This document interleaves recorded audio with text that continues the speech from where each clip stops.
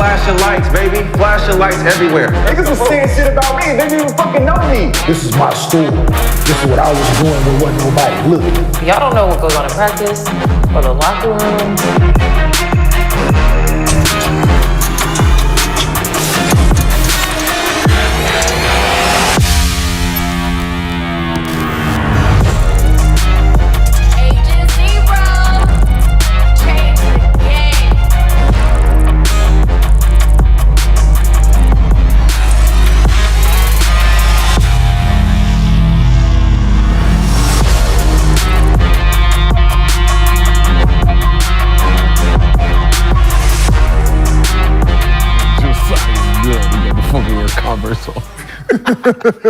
Welcome back to Gil's Arena, presented by Underdog Fantasy. Whoa, whoa!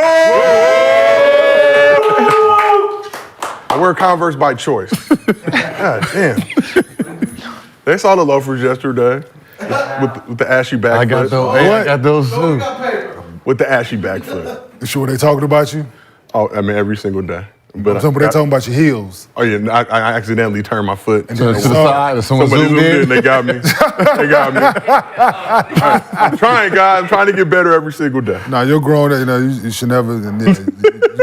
You should have went. You knew you was gonna wear them slides. You had to go get one, dog. I was testing them. What, pedicures? Absolutely.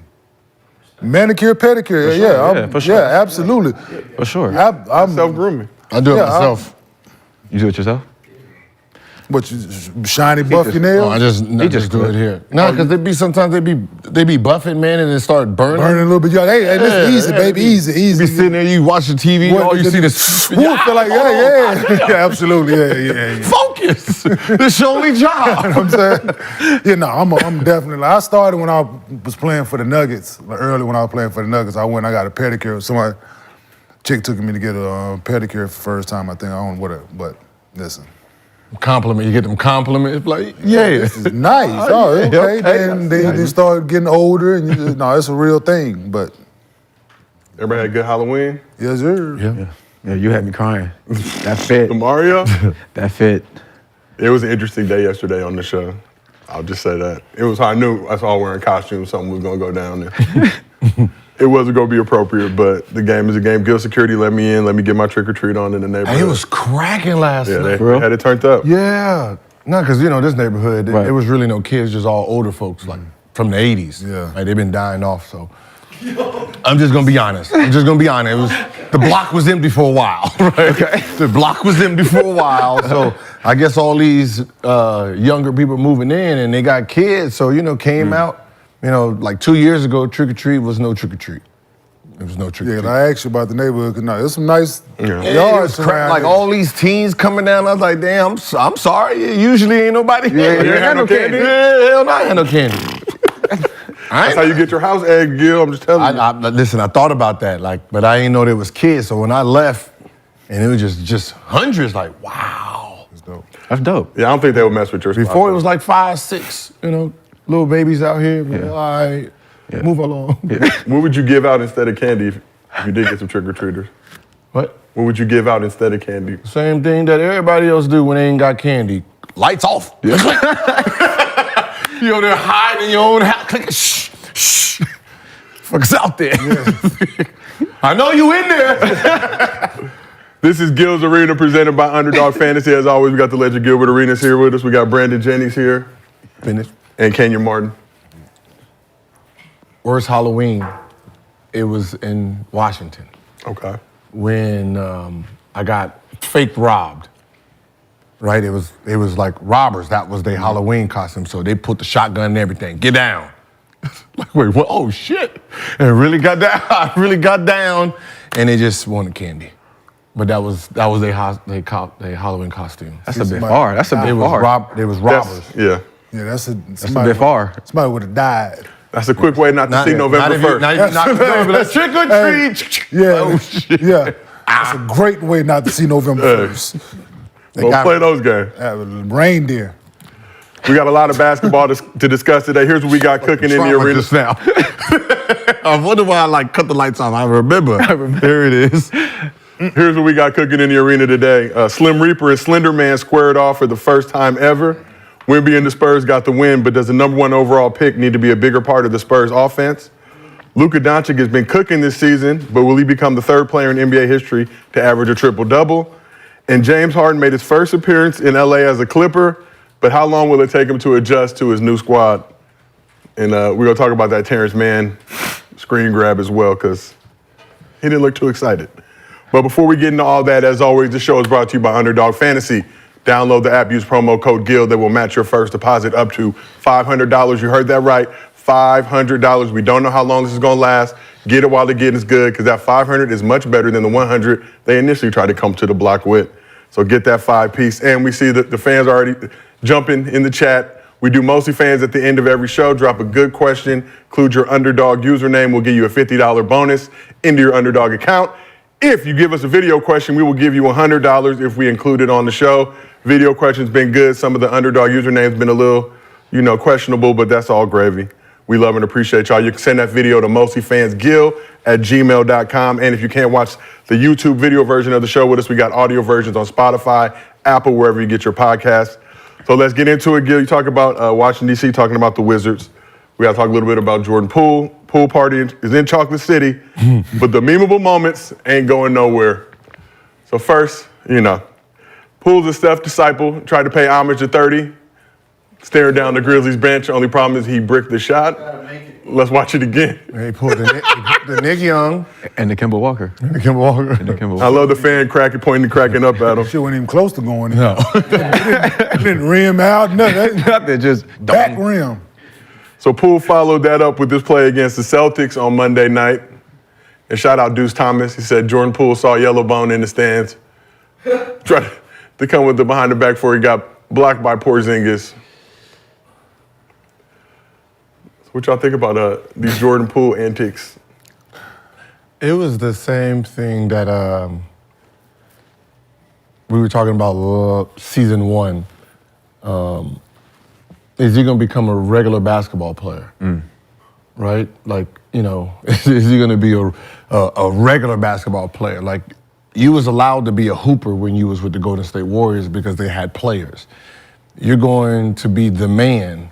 You can't be a hooper no more. You have to be an actual basketball player. Like, shit like this you have to build up for shit like this. You can't bring your antics of street ball into trying to be a franchise guy, right? And I think that's where his brain is. His brain is on trying to be a sports center guy. Fuck that, get buckets. But he already said his legacy was already what it is because he's an NBA champion. That's probably why he played like that. So is this winning basketball? No, it's losing. It's definitely losing basketball. Okay. Like I definitely don't agree. But he's talking about his legacy's already legit. It's like, not really. His legacy hasn't even started yet. That's not, your legacy hasn't started. What, 3 years in NBA? Your legacy hasn't started. Like, your legacy is what you do now as a hooper. Right now, this is what we're seeing. I mean, we're going to see a lot of that, though. Oh, yeah, I told y'all earlier that when I say buckle up, right? Hey, buckle up, buckle the fuck up, because listen, there's going to be a lot of that shit this year. Yeah. But until somebody say, that's what I said it was. And I think that's what the Golden State realized last year, that you didn't develop into like someone that we can rely on as a basketball player. Yeah, to win championships. Like just to win shit at this point, win games. Yeah, right. I mean, we think you about to be out here scoring 30. That's easy basketball. Yeah, like you had big fella, you already ran down the court, take him off the dribble, pull up jumper.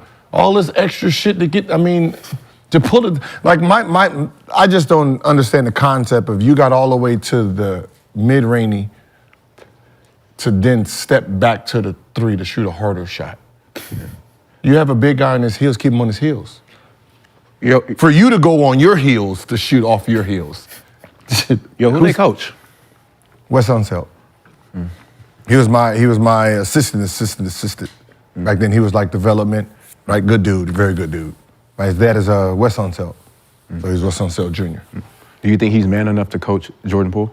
Like, is he gonna, like, can he help? Oh yeah, he'll bench his ass. Okay. Oh yeah, he'll bench.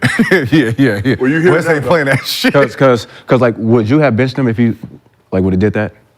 Like if you're the coach, like would you would have been like, go yo, talk to him. No, we would have had a conversation at the end of the game. I'm not gonna embarrass him. okay, Right? You know, I'm not gonna take away his confidence, but you know. Not this early in the season. Yeah, but we're gonna But these are the shots we're not gonna take. right? Yeah. Like early. Like you have to earn that with us. Yeah, you have to earn that with your teammates. Win game 48. Hey, Yeah, you have to earn that with your teammates. Right. Like, you know what I mean? Like that's a different. especially since they ain't seen this yet. Right? You know, they've had Beal who's gonna take great shots. I mean, Kuzma probably was the wildest of the group who's gonna take, you know, fall away threes, but this is a whole nother level of shots. We saw some of those issues, I think, during the preseason. He had that big game, and Denny Abdi or whatever. Yeah, that's the game I said buckle up. So Poole's entering his 5th season. He's 5 for 23 from 3 this year, 22%.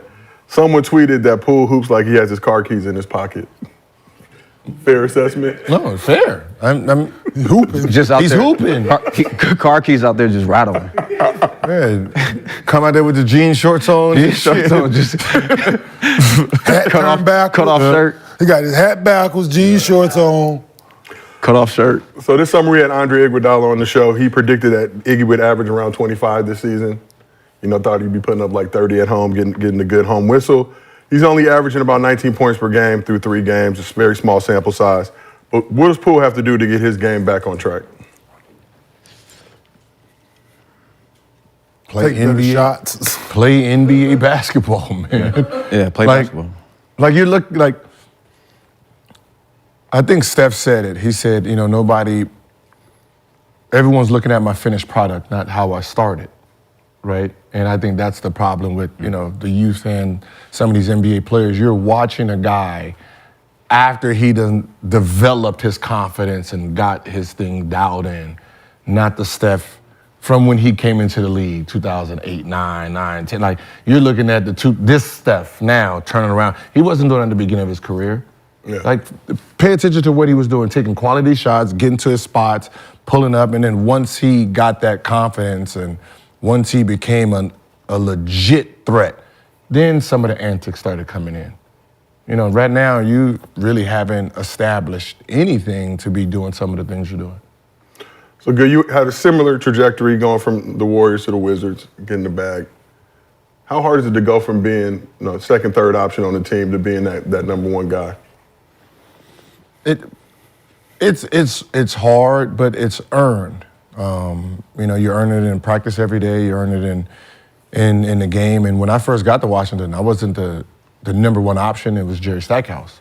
But with Jerry Stackhouse missing games and, you know, my game is, you know, coming along, that's when they got rid of Jerry, Brung, and Antoine. Antoine was coming off 6th man of the year, right? It was me, him, and Larry, and, you know, there we just playing together. And, you know, at some point, the cream, you know, rises. And, you know, that's how it is. You know, right now, it's him and Kuzma, you know, trying to figure out who's going to be that. But, you know, the one who plays consistent basketball is the one who becomes the man on the team, not the one who can be on SportsCenter every day. Because if that's what you want, then you're going to be on SportsCenter every day. One way or another. Yeah, you're going to be on SportsCenter. Whether you like it or not. For making or bricking, but if you averaging 16 and Kuzma averaging 28, motherfucker, that's the man on the team. So it's obvious Poole, made those comments about I won a championship, my legacy's good, playing with the Warriors for all those seasons, coming out in his 5th season. It seems like he has a chip on his shoulder coming from a winning franchise now to the Wizards. Like, when you watch his game, Brandon, do you feel that kind of same way? Like he's coming in thinking I'm the man. It's like, to Gil's point, but you got to earn that. I mean, they don't really have much, so he has to be the man. But like Gil said, I mean, he just needs to play basketball. Just hoop, like, because you're going to get all the love, all the, everything that comes with it. But I think now we just want to see him actually hoop and actually just have fun and get some wins, too, with that. Like, just show people that you can win and you don't need Golden State.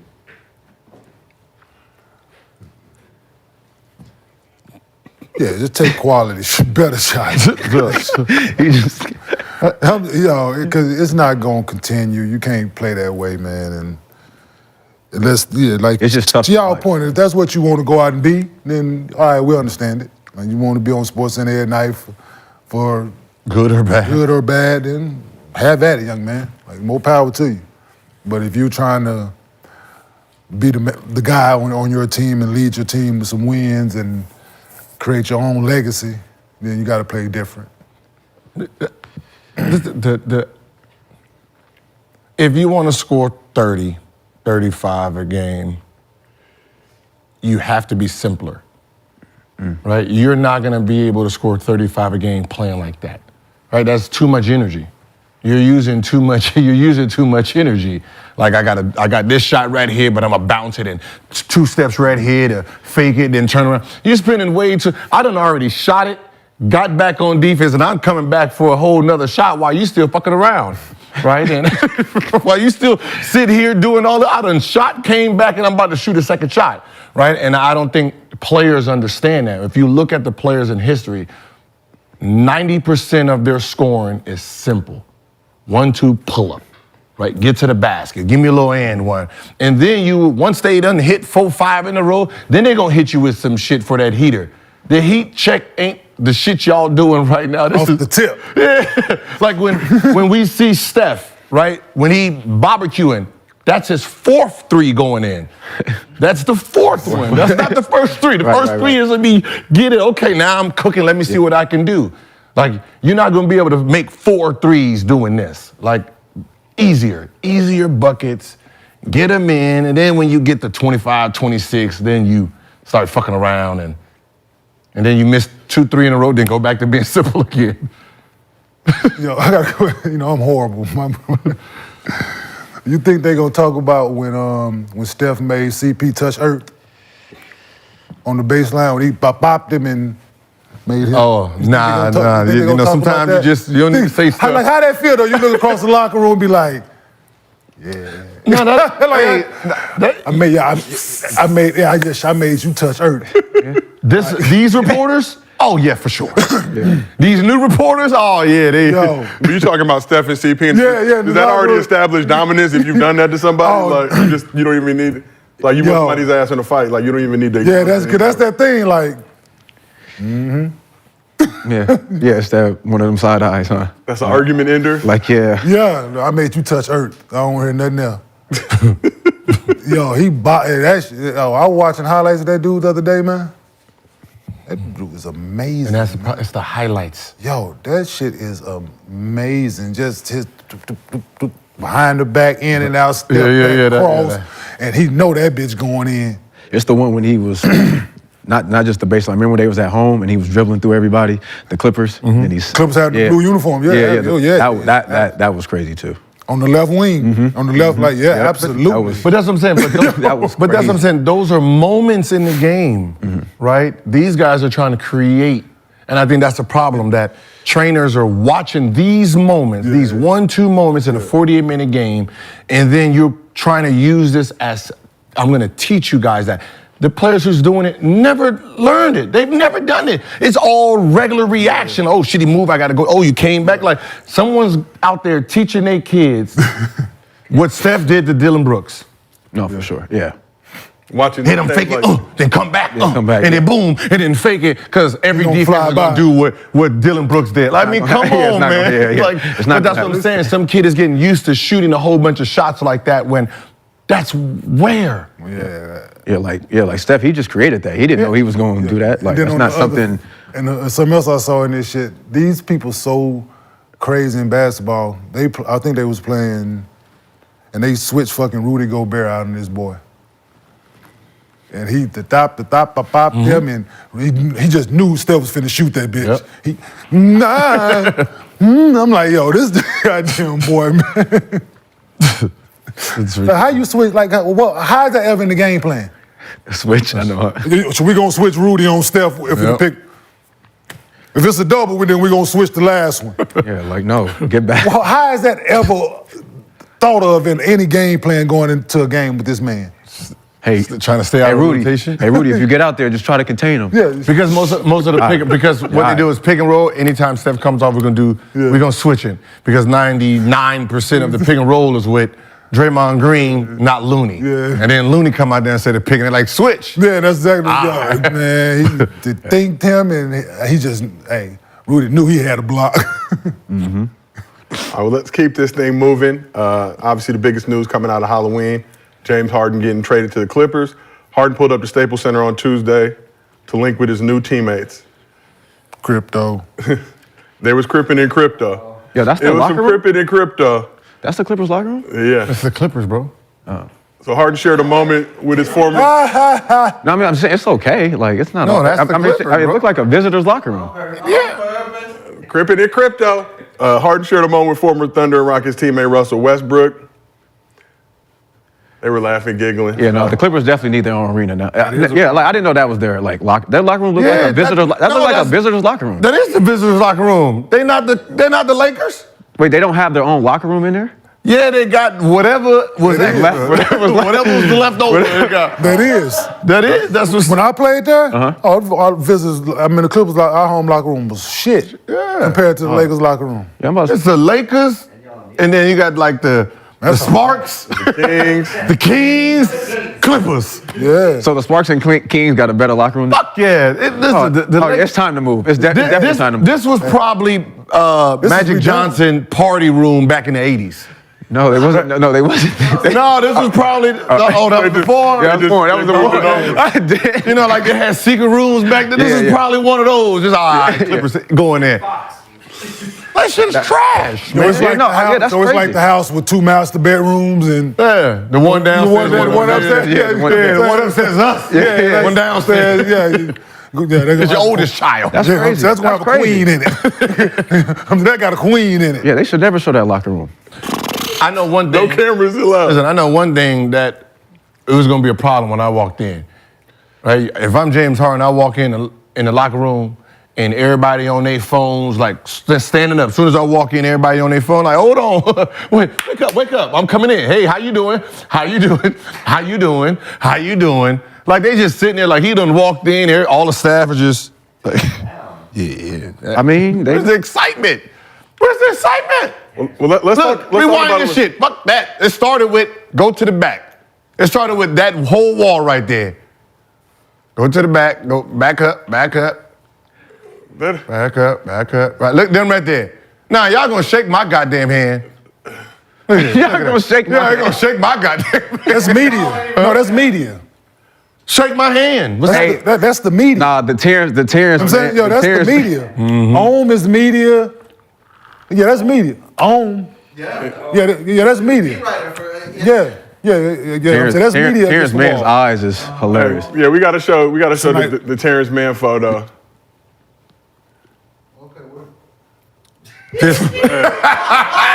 That's how your girl look at you when you laughing on your phone. I'm gonna have to drop a dime on him. Yeah. The diamond. We don't like this. So Gil, Gil and Brandon, you've both been traded to a new team during the season.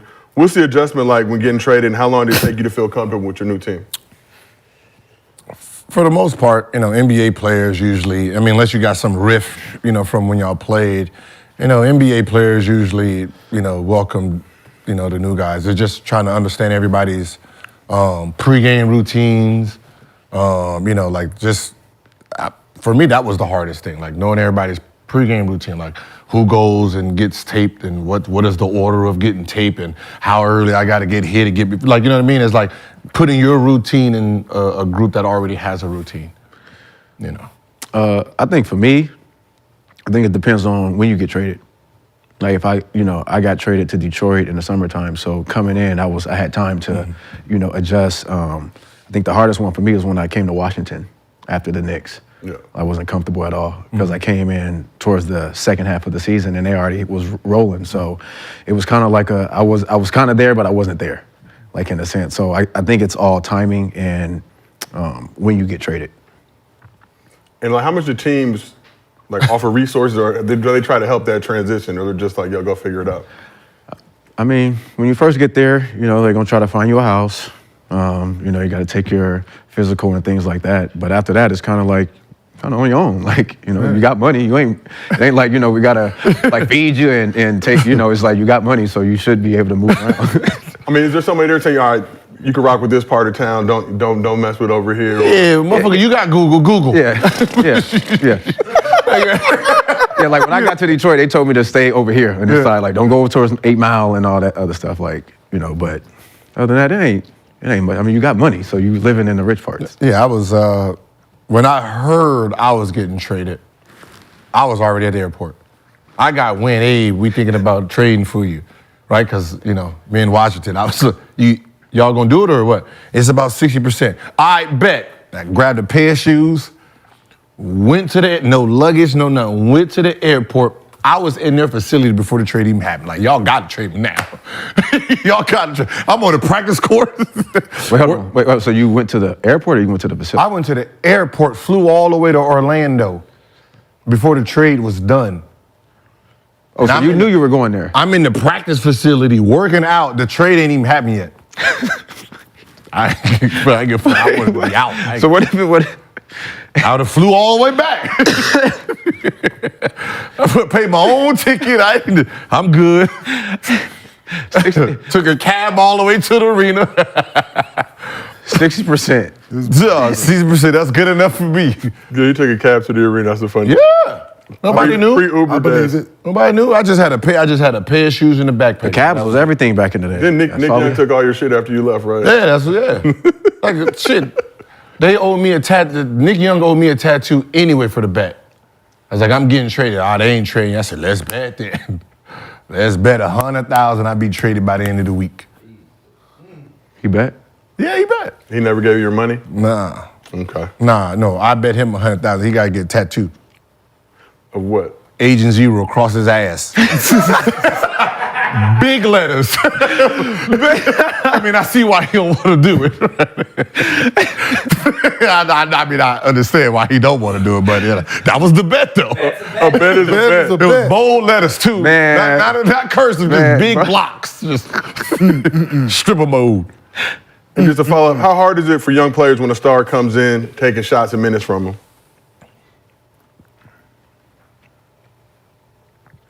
Do you not care? No, I don't. I'm coming. Hey, I Depends don't on give a fuck the about person. y'all. I don't give a fuck No, about it them just kids. depends. No, it just depends on the person, man. If you understand. We hear you. They fucking up in the back. No, I'm kidding. You got earphones on? We hear you, bro. That's what makes this show great. No, it just depends on the person. Honestly, it just depends on the person, man. If you, where you are in your ego. As a young guy, I mean, if a star's coming in, he's a star. I mean, Yeah. yeah, you gonna fall. You falling in line. Like Yeah, you a you young gonna- yeah, dude that's it's- coming in, and you like, oh, this is my team, or I'm getting these kind of shots, and then boom, Yeah. Oh shit, Jason Tatum came. Yeah, like God I said, damn yeah, it, it here depends you, on where here you are in go. that ego. If somebody been feeding it, like, no, you the man, you the man, you the man, fuck all that. And, yeah, you're gonna have a hard time adjusting, but if somebody been telling you the truth along the way and your ego is in a certain place, and then you have somebody that comes in of a stature of a Jason Tatum, so to speak, then yeah, it depends on the person. I mean, Let's talk about Harden. I had to deal with something like that, but I was on, like, when Monte came, but I was the man. But Monte came and I had to, like, adjust how I played when Monte came to the Bucks. Because, he was an electric scorer and things like that. But, I mean, like you said, it just depends on the person. But I was more spoon feeding him because he was, he's an electric scorer. Yeah. So he was, man, I felt like if we had Monte early, like my second year, and we would have been able to run it off those next 3 years, we would have been really good. But it was a time when Skiles was out, Skiles was leaving, we had to adjust coaches, and Milwaukee was trying to find different ways. So I kind of caught Monte towards the end. If I had him early, it would have been better. And let's talk a little bit about the Harden side of it. Knowing what you know about this Clippers roster, we see that Terrence Mann photo. We're not going to look too much into that, but we saw Norman Powell also. Neither one of them dudes looked up from their phones. How do you think they're going to handle a guy like Harden coming into town? It's going, because I watched the first few games, and what I saw was you have two guys that's really trying to make their stamp for the team, Bones and Norman Powell. And one of them, both of them look like they're trying to go out and win 6 months of the year. Now that's going to be affected because their minutes will be affected. Yeah. With having those guys there, and shots and rotation's going to change, and what you gonna do with Terrence Mann now? Like he's not a big time scorer player, but he was expected to start and play major minutes. What you do with that? And you got Bones, and it's Well, he's hurt, right? who? Well, for now, but he's something small though. It ain't nothing like. Yeah, that's the problem though. You know, That's the Clippers. it changes just like that. Yeah. Trajectory. You can come into the league and you can come into a season and you priority and you out for 2 weeks and that's it. Yeah. Right? All that hope and dream went out the window because someone's like, when you tell, like, this goes for everybody, right? Be prepared because you don't know when your number's called, right? That's how we're taught as hoopers, right? So, you get hurt for a week or something happens and someone gets called and they've been preparing for that call, them 2 weeks could be now you on the bench, right? And that happens to, a lot of people, like, whatever he thought he was going to do is out of the window now. Now you have to come off the bench and now you got to compete with these three and become a team, a bench team. Have you seen that happen during your career? It happened for me. Okay. With Larry Hughes hurting his ankle, right? Game 41, game 42, Bobby Sir didn't want to start. He liked, how he was coming off the bench. So I was like, all right, Gil, you're gonna start. By the time Larry came back, I was in motion already. And then they tried to insert him into the starting lineup. And then I'm coming off the bench, 18, 19. All right, we're gonna put the young boy back in. And then from there, it just took off. And then Larry had to end up being a 2, and then they just cut him out of rotation because they didn't want to pay him. Yeah, but see, you kept and that's the attitude I think guys gotta understand too. Is like, but you kept working hard. Like you still did what you had to do, right? At the end of the day, like, so okay, James is coming over here. That's still not going to stop me from working hard and still staying ready. But that's what I'm saying. You have to. But that's what I'm saying. You have to be ready, like, because you never. I mean, we don't know what's going to happen. No, it is the Clippers. Like, yeah. I'm just being real. Yeah. Mm-hmm.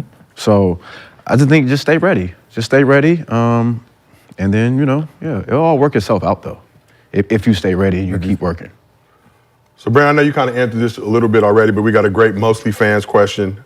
It comes from Underdog username, Capalot Shift. Talking about Harden. So, how did you guys adjust to playing with another star like Monte and Kenyon, you with Melo and Chauncey? I wish I would have had Monte early, like my second year. If I would have had Monte my second year coming off the lockout, that's that lockout year. Yeah. If I had Monte and John Salmons, we would have did damage. Like if we would have been able to get Monte early and John Salmons, we would have been able to do damage. And then I would have took the role, took the role into actually being a real point guard. Because now I have 2 scorers for sure. Like I wouldn't have to try to score and force all these shots. I would have been playing like I did with SEA. That's the thing. People, they know the bucket getting 35 a game in high school, but that's more out of necessity. Yeah. You watch a McDonald's game or just watch. You like to give that ball up. Yeah. And take more pride, I think, in getting assists and getting buckets. Kind of buckets. We don't like scoring, but yeah, some nice dimes. Yeah. I like to throw the lob, like so. Yeah, but and then Kenyon, from your side. Yeah, for me it was an adjustment to not come in and be overpowering when I came to the Nuggets, because I could have easily. No. This is real basketball shit, right? Mm-hmm. People that know the game. Mm-hmm.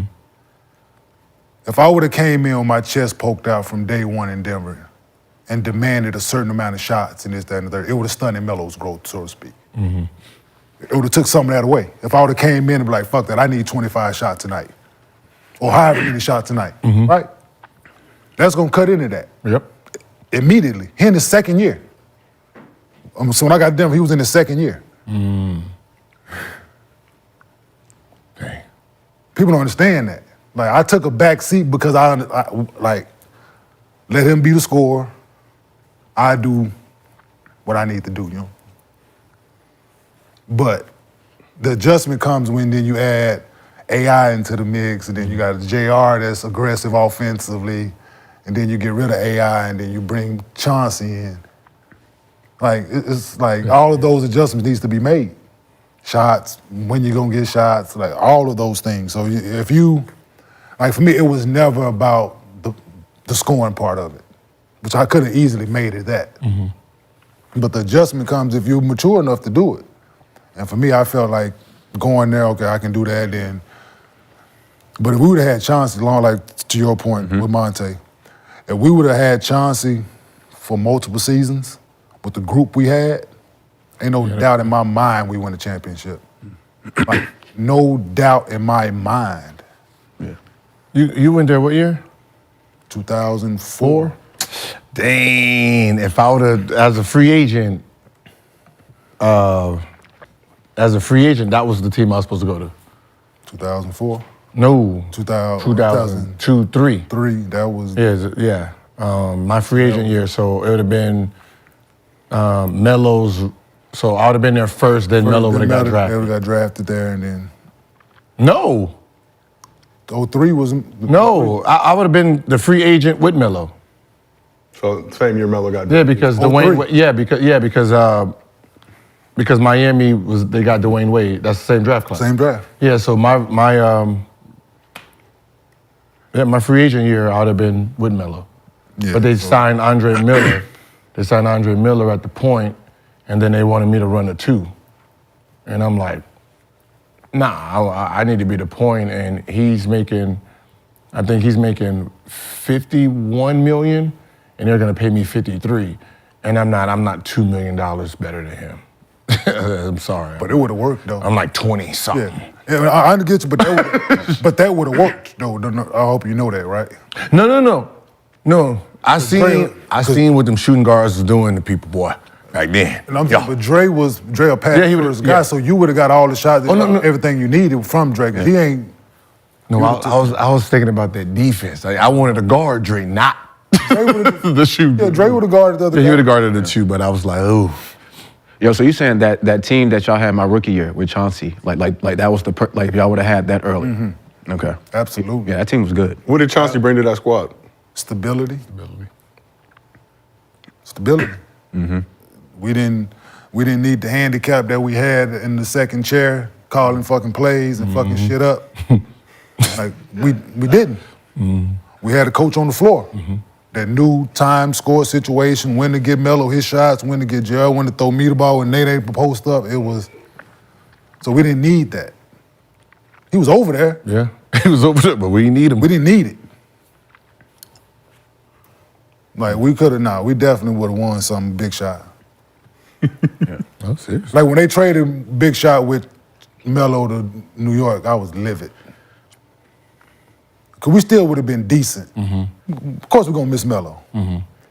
But Big Shot proving we could be a team and what he did in Detroit if you got nice pieces. Yep. We still would have been solid with Big Shot if they wouldn't have traded him with Melo to New York. I was, Who did y'all get back? a whole bunch of motherfuckers. Gallinari, Wilson, Oh, we got Chandler, Wilson Raymond, Chandler. Raymond Felton, Timothy Mozgov. We got a whole bunch of motherfuckers. Was he already out of shape by then? Who that? No, he don't look no. Hey, And then Ray was with us in New York too. So then after that, I left Denver, Clippers. Then I went to New York, and then Ray was on the team in New York as well. So y'all left New York and then went back? No, I know he left New York and then went back. yo, so your favorite 5 in Denver, right? That you would want to play with. Could that team compete with the champions? Denver, that just won. Absolutely, Oh, with this current. Yeah. absolutely. Yeah. So what's the lineup? Yeah. So you're So you're one, Denver. Chauncey. Who played? Who's y'all 2? Jr. Nah. No. JR came off the bench. Aaron Afalo. And follow. JR, Aaron Afalo, Melo, myself, Nene. We had Bird, JR. It was Campy still there? No, he was gone. He was gone. Anthony Carter.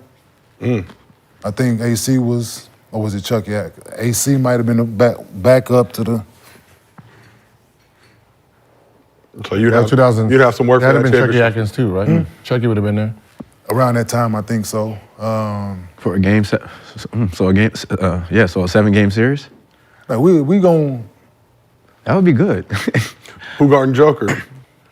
we had bigs. Yeah, him and Nene. Okay. Nene was good. You got Birdman coming off the bench. Yeah. That's a good combo. Like, You put Nene on him and then he's at the rim waiting. That or, I got him. I'll strap up. I'll take the challenge. Yeah. Like, one thing he gonna do, he gonna have to work. Yeah. It ain't gonna be easy. It wasn't gonna be no cakewalk like it is for him now. But, no, he would have to work for That's how I feel everything about he got. my favorite Bucks team. I pick my 5. I think my 5 would beat the Bucks championship team. Okay. What 5? My favorite 5 that I play with the Bucks. Okay, name him. Me, Monte. Can't shoot, Okay. He can score. Okay. John Salmons. Can't shoot. Drew Gooden and Andrew Bogut. At that time, yeah. That sounds like an 80s lineup, bro. You just gonna lane, man. We gonna send a lane. What do you mean? Salmons couldn't shoot. Monte couldn't shoot like that. They're scores. I know, but they couldn't shoot. They're scores. We're gonna make you shoot. That's fine. Good. You know what I do? We don't need them. Huh? Then you don't need them. I think we have a chance. What would be your approach to guarding Joker? Sit in that lane, man. They gonna sit in that See, the lane. thing is about me, They come in. Come on. Gil, what's my best attribute defensively? Like, far as not me knowing the plays. Besides not knowing the plays? But besides that, what do I do? You take away not knowing the plays? But not like individual, like on the end, like what do I, like if I'm guarding. Intimidation? What you got to worry about? Me doing what? I can tell you. Me stripping you. I use my hands, bruh. Like. Oh, yeah. You not spinning, you not doing anything comfortably with that ball. Because soon as you go to turn, my first thought is a strip. Anybody, I don't care who it is. And I got quick ones. I'm going up, down, I'm gonna get my hand on the ball. And if not, you gotta worry about me stripping it here. And you gotta worry about me motherfucker contesting it up here. And if I miss it once, I'm gonna swing twice. Like, and if I'm guarding you in the post, you got to worry about me pulling the chair on. You got to worry about me poking the ball from behind. You got to worry. It's never the dog. Never the same. It's never the so same much. defense. It's so much shit to think about if I'm guarding you. Could y'all get at John Wall in them? Huh? I said, could y'all get at John Wall? Well, you know, your Fit our team? Yeah. Yeah, to beat the shit out of them. With John Wall and Bradley Beal in them? Yes.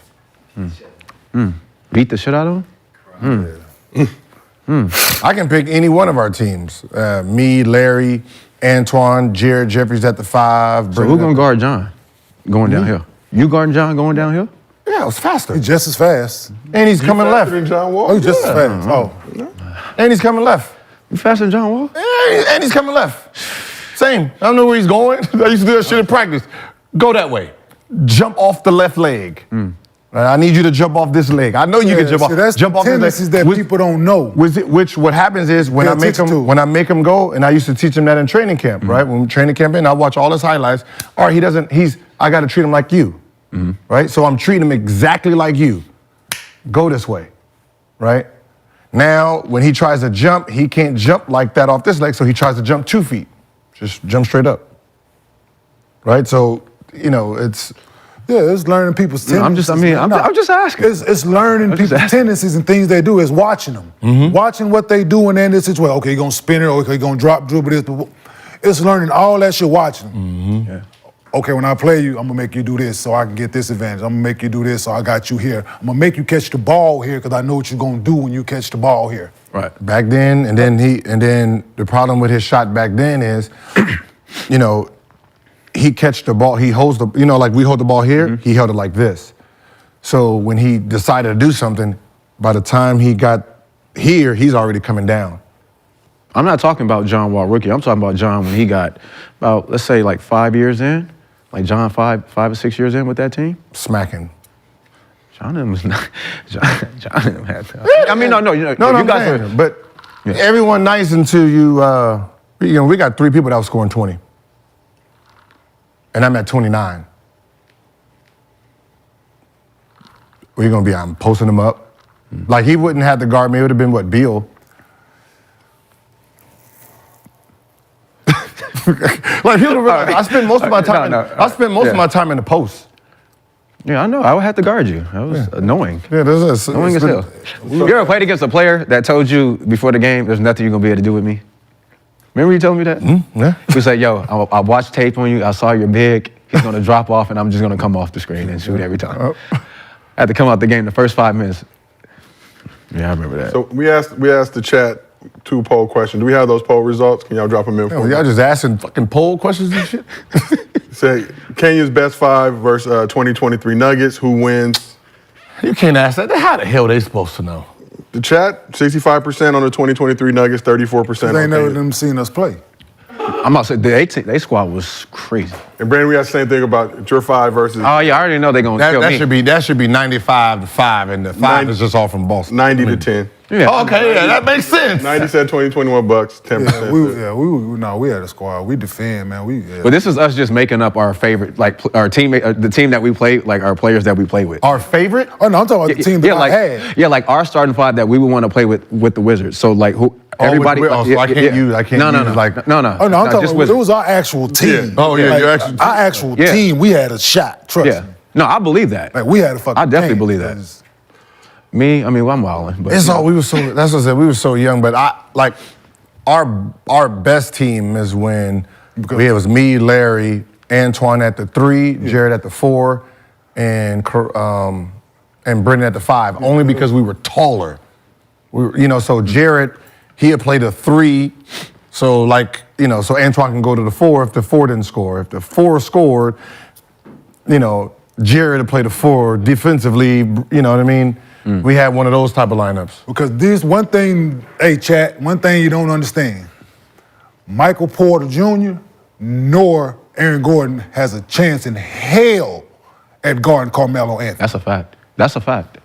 Trust me. That's a fact. That's a Not a chance in hell. And that's So during that, if it's a series, Melo averaging 35. yeah, for sure. That's a fact. In a series against them, he's averaging 35. And he would have been bullying them. Bullying them, That's a putting fact. them in the post, doing what they do. And you gonna be bullied. And you got to put the other one on me or Nene. I like it. And I think like with Larry, he played defense too. Absolutely. He played defense, so having him and Jared play defense and Brennan playing defense, it was kind of easy. Okay. But the Quran just brought a whole different type of nasty to it, and people didn't realize that Jared was the biggest piece that we lost. Like nobody understood. Jared was our shooting guard, offensively.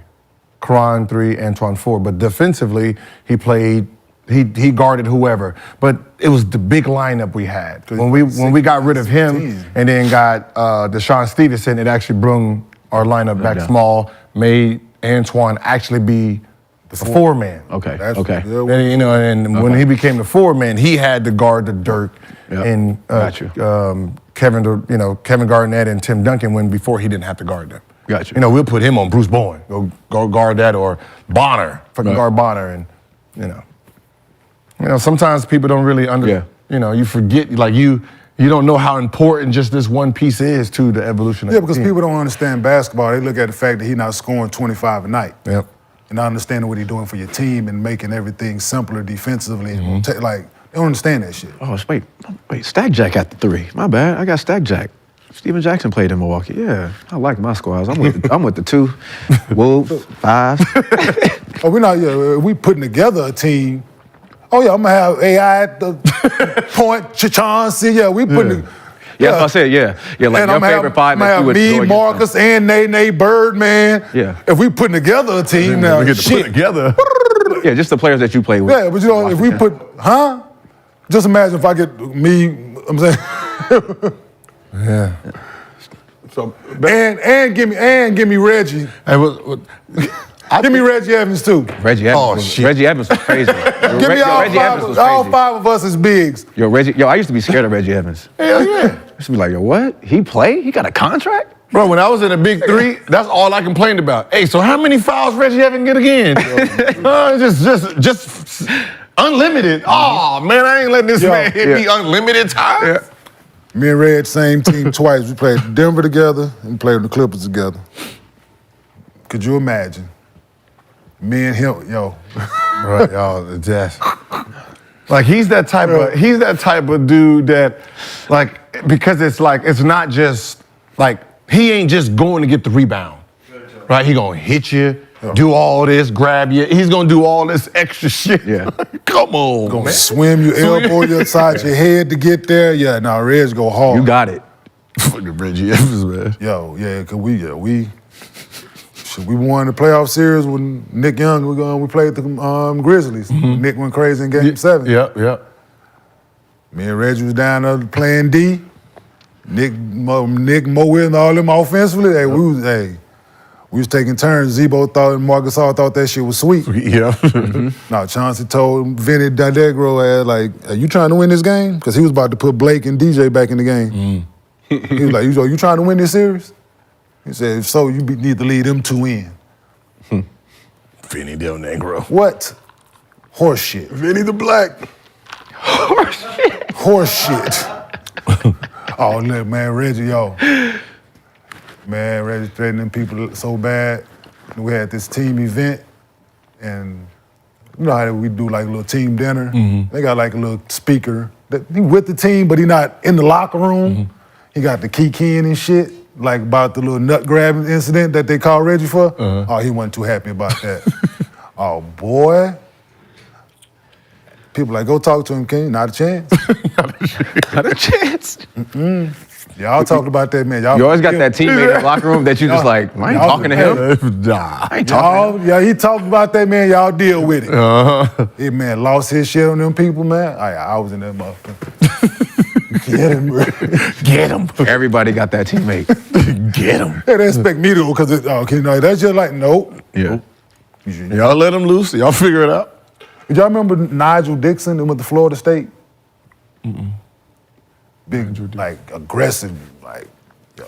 What team? He didn't play in the league a while, but he came to us in training camp, and him and Eddie Nahara got into it, and Eddie punched this boy in training camp. Nigel is, don't take this the wrong way, big fella, like the closest thing like to Silverback I've seen.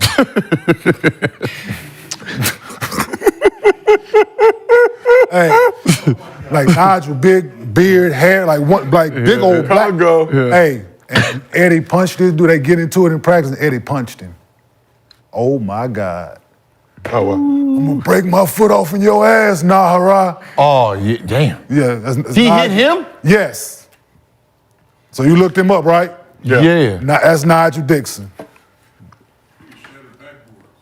You see that? Hey, Cool. Wait. Eddie punched this man, yo, and shot everybody tried backboards to in high grab school? him, and I stepped back, yo. What? How old is he?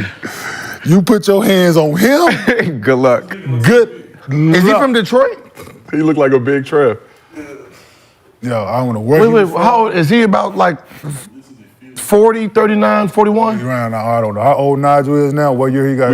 We Googling, we're But efforting. listen, dog, hey man, I didn't got off track, but yeah. I'm sorry, but yeah. He is 40, he's born in 80. Yo, is his name Refrigerator? There was a dude at ABCD camp, right? Did he have a whole bunch of like scars on his back? Yeah, there was a big dude at ABCD camp, right? Took his shirt off. He had all these keloids on his back. And I was like, yo, damn, what's up, bro, man? He was like, yeah, when I shattered the backboards, right? Probably Glass Oh, cutting. wow. Probably could have been. That looked like him. Could be him, but Probably Called him the Refrigerator. Probably, yo. probably was. And Eddie had. Yeah, Eddie Big had, Jelly was the nickname. Eddie had the audacity to put his hands on that man. Nah, he crazy. for that. Threatened. He told him, I'm gonna break my foot off in your ass, Nahara. And Nah, right. yo, No, called my last name. And everybody was trying to grab him, and he was pushing motherfuckers off. And I was like, y'all, good luck calming him down in this bitch. And that might have been like, I don't think he might have played one preseason game. I was like, we probably All he needed. get him out of here. All he needed one. They probably want to get him out of there because he get his hands on Eddie. Damn. So let's get back into it. Yes, please. We learned something interesting about James Harden this week as well. The man has 3 phones. One more than Kevin Gates, one less than the 14 he's been on the past 2 years. When y'all look at that, what's the most phones that one person should have? You know, I'm not going to front. Whoever took this, they snitching.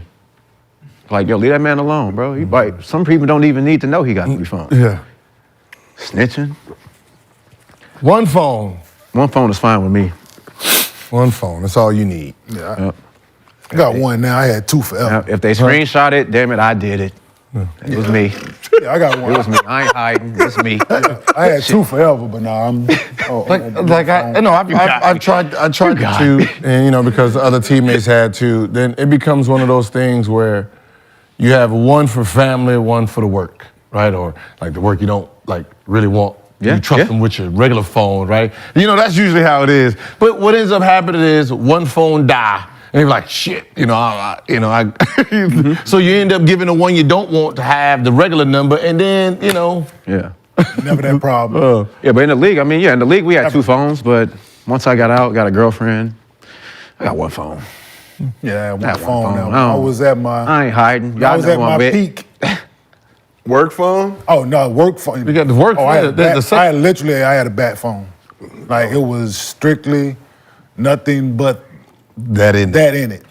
It's just And too much now. And it was at one point it was A through Z in that joint. Did you? What context? A through Z, dog. Did you leave it in the locker room? When I was single, no, I didn't leave shit in the locker room. You single with 2 phones. But when I was 2. When I was doing my thing, I had 2 phones for a long time. The best 2 phones to have back in the day was the Sidekick and the Nextel. Yeah. No, I had BlackBerry. Or BlackBerry. I mean, yeah. So Whatever you I had 2. Yeah, so you had the Nextel, the Sidekick, and the BlackBerry. With the chirp? See, no, I just had the where you Blackberry. at? Yeah. I had the BlackBerry, and then all the girls had BlackBerry Messenger. Yeah. Yep. Yep. Mm-hmm. Yeah, I had, whatever it was, whatever came out when I was doing, I had 2 of everything. Yeah. When it came out, I had 2 Nextels, I had 2 Sidekicks, I had whatever. Same color, so you wouldn't notice? Yeah, no, but I didn't care. Like everybody, when I was around people, my phones wasn't a secret. Oh, yeah. I had my Dwayne Wade Sidekick, LRG Sidekick. And the one person who was in my main phone through all my bullshit, I married. Oh.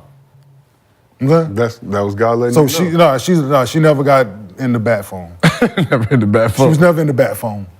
Like, I had teammates who would put they have their bat phone, put it in the yard, buried it in the yard. They had a little place in the yard where they put it in the Ziploc, put it in it. They're like, come on. I did that early on. Like I had this on my roof in my the basement ceiling, like the basement in the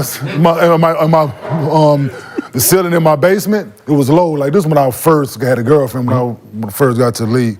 I used to just go downstairs and stick it in because she couldn't reach the shit. I just put it in the roof in the ceiling. But after that, I said fuck it. Yeah. But see, I was Stop hiding it. Man, listen, back then, like before I do 2 phones, all of just write the phone number on the top of the door. The top of the door, you get a ladder, get up there and write the phone number up there, boom. It's the top of the door. Who's going up there? Nobody's going up there, baby. Yeah, see. Nobody's going up there, baby. And then I got slick too. I got slick because I heard one of the players got in trouble, right? I guess he had a girl over and she called herself from the house phone. Oh, no, you better get a second line. When the girls come over, put it in your second line. So if someone tried, I got to check my messages and stuff, they got your second line number. So you know what I mean? You got your second line All you got to do is just give your back phone to the interns. Or just leave it in the locker room. Yeah, that's Yeah, or In the just give it to locker the room intern. That intern that always looking out, here, man, just keep this. Yeah, we had. When I see you on the road, give it to me. Like, Especially if you go. yeah, like I'm not. Now the best thing I mean, now it don't even. I mean, they're don't here care, now. now you just leave your phone unlocked. Yeah, Go in there at your own discretion. go in there and look. You're gonna find what you're looking for. Yeah, if I leave it right there, I'll leave it. Leave it unlocked, be sitting there, go ahead, do you. Leave your phone on purpose just to see it and then come back. Be Go like, to the bathroom, yeah. If they screenshot it, damn it, I did it. Man, Brandon Jennings bar. Yeah, no. I might bar 2024. What was the first phone that you got that made you feel like you were him? The first phone? I'm not gonna front. Nokia?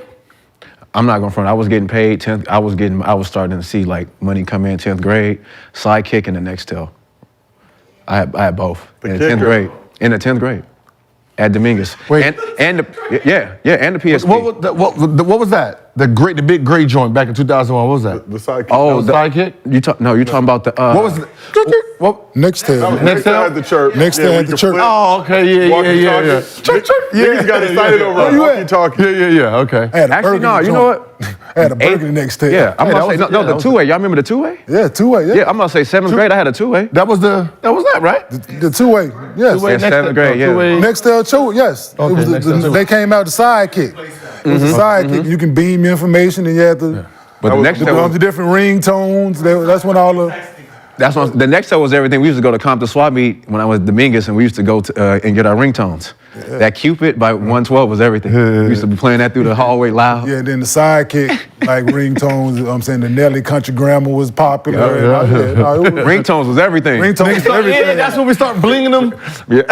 Yes. Ringtones was Custom everything. kickers. Shout out to Soulja Boy too. He made a lot of money The off the exchange of ringtones back information then. with a simple tap. Yeah. I never had one, but I had a bunch of Yeah, I teammates had that did. I two. always wanted one. Yeah, bat phones. Favorite ringtone? You said. Yeah, because I didn't get my first cell phone until I got The there. Cupid 112.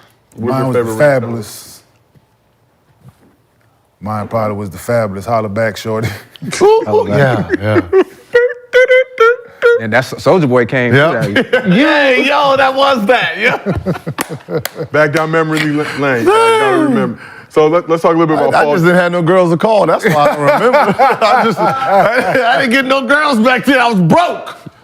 Sitting on the bench 15, ain't nobody calling me, man. Ain't nobody. That's why I don't remember what phone I had. Shit. He said, chirp, chirp. Ain't no chirping me, man.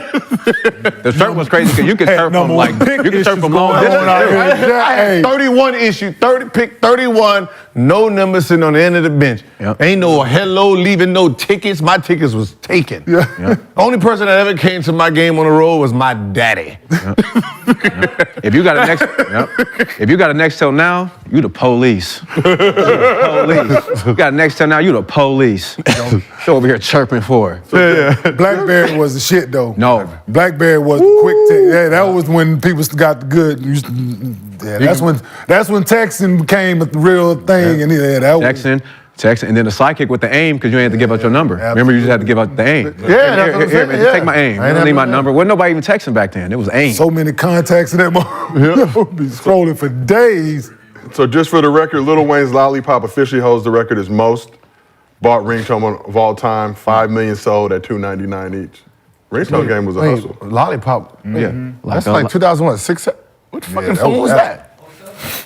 07, what phone was that? I must say, I was in the league. I was damn near in the league when No Lollipop damn came out. ringtone in 07? On the What iPhone phone? shit. 2008, I don't know. On the iPhone shit. Was it, what phone? But this is what phone was popping back then? But It was it was this. iPhone, No, it was first this. It was the iPhone. iPhone. Yeah, I didn't have Yeah, iPhone. I'm gonna say it was the iPhone. I didn't get iPhone until like 2016, 17. 2016, 17. So what were you doing in 2009, 2010? Like, BlackBerry Messenger. and then 11, 12, like 13. Yeah, because you can hide everything on BlackBerry Messengers. So I didn't have no phone, just BlackBerry Messenger. Had them in groups. So from 10 to 17, You post that on the internet, like girl, threesome girls, girls that good at fellatio. I had it all. Like, if you go on the internet right now, Gilbert BlackBerry Messenger list. Girls I respected, one. I was savage early. the one I like, the one I like was Chad, was please when you don't was do going that. on dates. Huh? When you was going on dates with the girls and you was talking about that was hilarious. That was the best. So let's talk a little bit about Paul George. It's Halloween yesterday. Paul George pulled up to the Clippers, dressed as Waldo. The Razor phone. Though. Pumpkin P. Yeah, I like Pumpkin that. P. The Clippers official account may have set him up for some future slander. The tweet that the Clippers posted, it was about an hour ago when I checked, had 11,000 bookmarks. So y'all know you're not super active on Twitter. You do get some tweets out here and there, but 11,000 bookmarks is absurd. That means someone keeping them? They bookmarked it to save it for future reference. Where's P? Yeah. Where's Pete? Oh, shit. So does PG realize that he just set himself up to be a meme if playoff P completely disappears? Mm-hmm. I'm pretty sure that was calculated outfit. I mean, that's a calculated outfit right there. Where's Waldo, right? Mm-hmm. Yeah, calculated. I agree. He knew what he was doing? Yeah. So he's a masochist. He likes that That pain. He likes that pain. They're coming. No. Oh yeah. When March come, watch. They gonna be out there. When March, that shit gonna come right back around. Like you gonna see it. Oh well. I wear that. I wear that every time I disappoint in the playoffs. Sad. I told y'all who I was. Where's Paul Doe? And it rhymes with Waldo. But on a serious note, PG was very candid when discussing his legacy with the Clippers and battling injury during his previous 4 seasons in LA. He said the following: "My legacy here is just haven't been able to finish. I think a lot of ways injury prone, inability to finish. So can't even say that. Like, I never go into a summer like, hey, what do I need to work on to get better? What do I need to do? I got to just try to find a way to stay healthy." So he's been healthy this season. Obviously, it's early. PG's having the best season of his Clippers career so far. He's leading the Clippers in scoring minutes per game. Currently got splits of 53% from the field, 47 from 3, 96 from the free throw line. So when you look at it, how important is this season for Paul George's Clippers legacy? I mean, last summer was probably the best summer of his career because it was for, first time he was actually healthy as a Clipper. There's 1 year he had this injury that he had to baby through the summer. Then he had shoulder surgery, he had both shoulder surgeries, right? So this is probably the first summer he went into where he got to really just improve on something. Just not for his Clipper legacy. Who wants a Clipper legacy? Yeah. Just for his legacy as a hooper, I think, going into this season as a hooper himself is, very important for him. He said Clipper. Yeah, I think just for himself. Like, it ain't about the Clippers. It's about how he wants to finish. I still feel like he has one of the dopest signature shoe lines ever.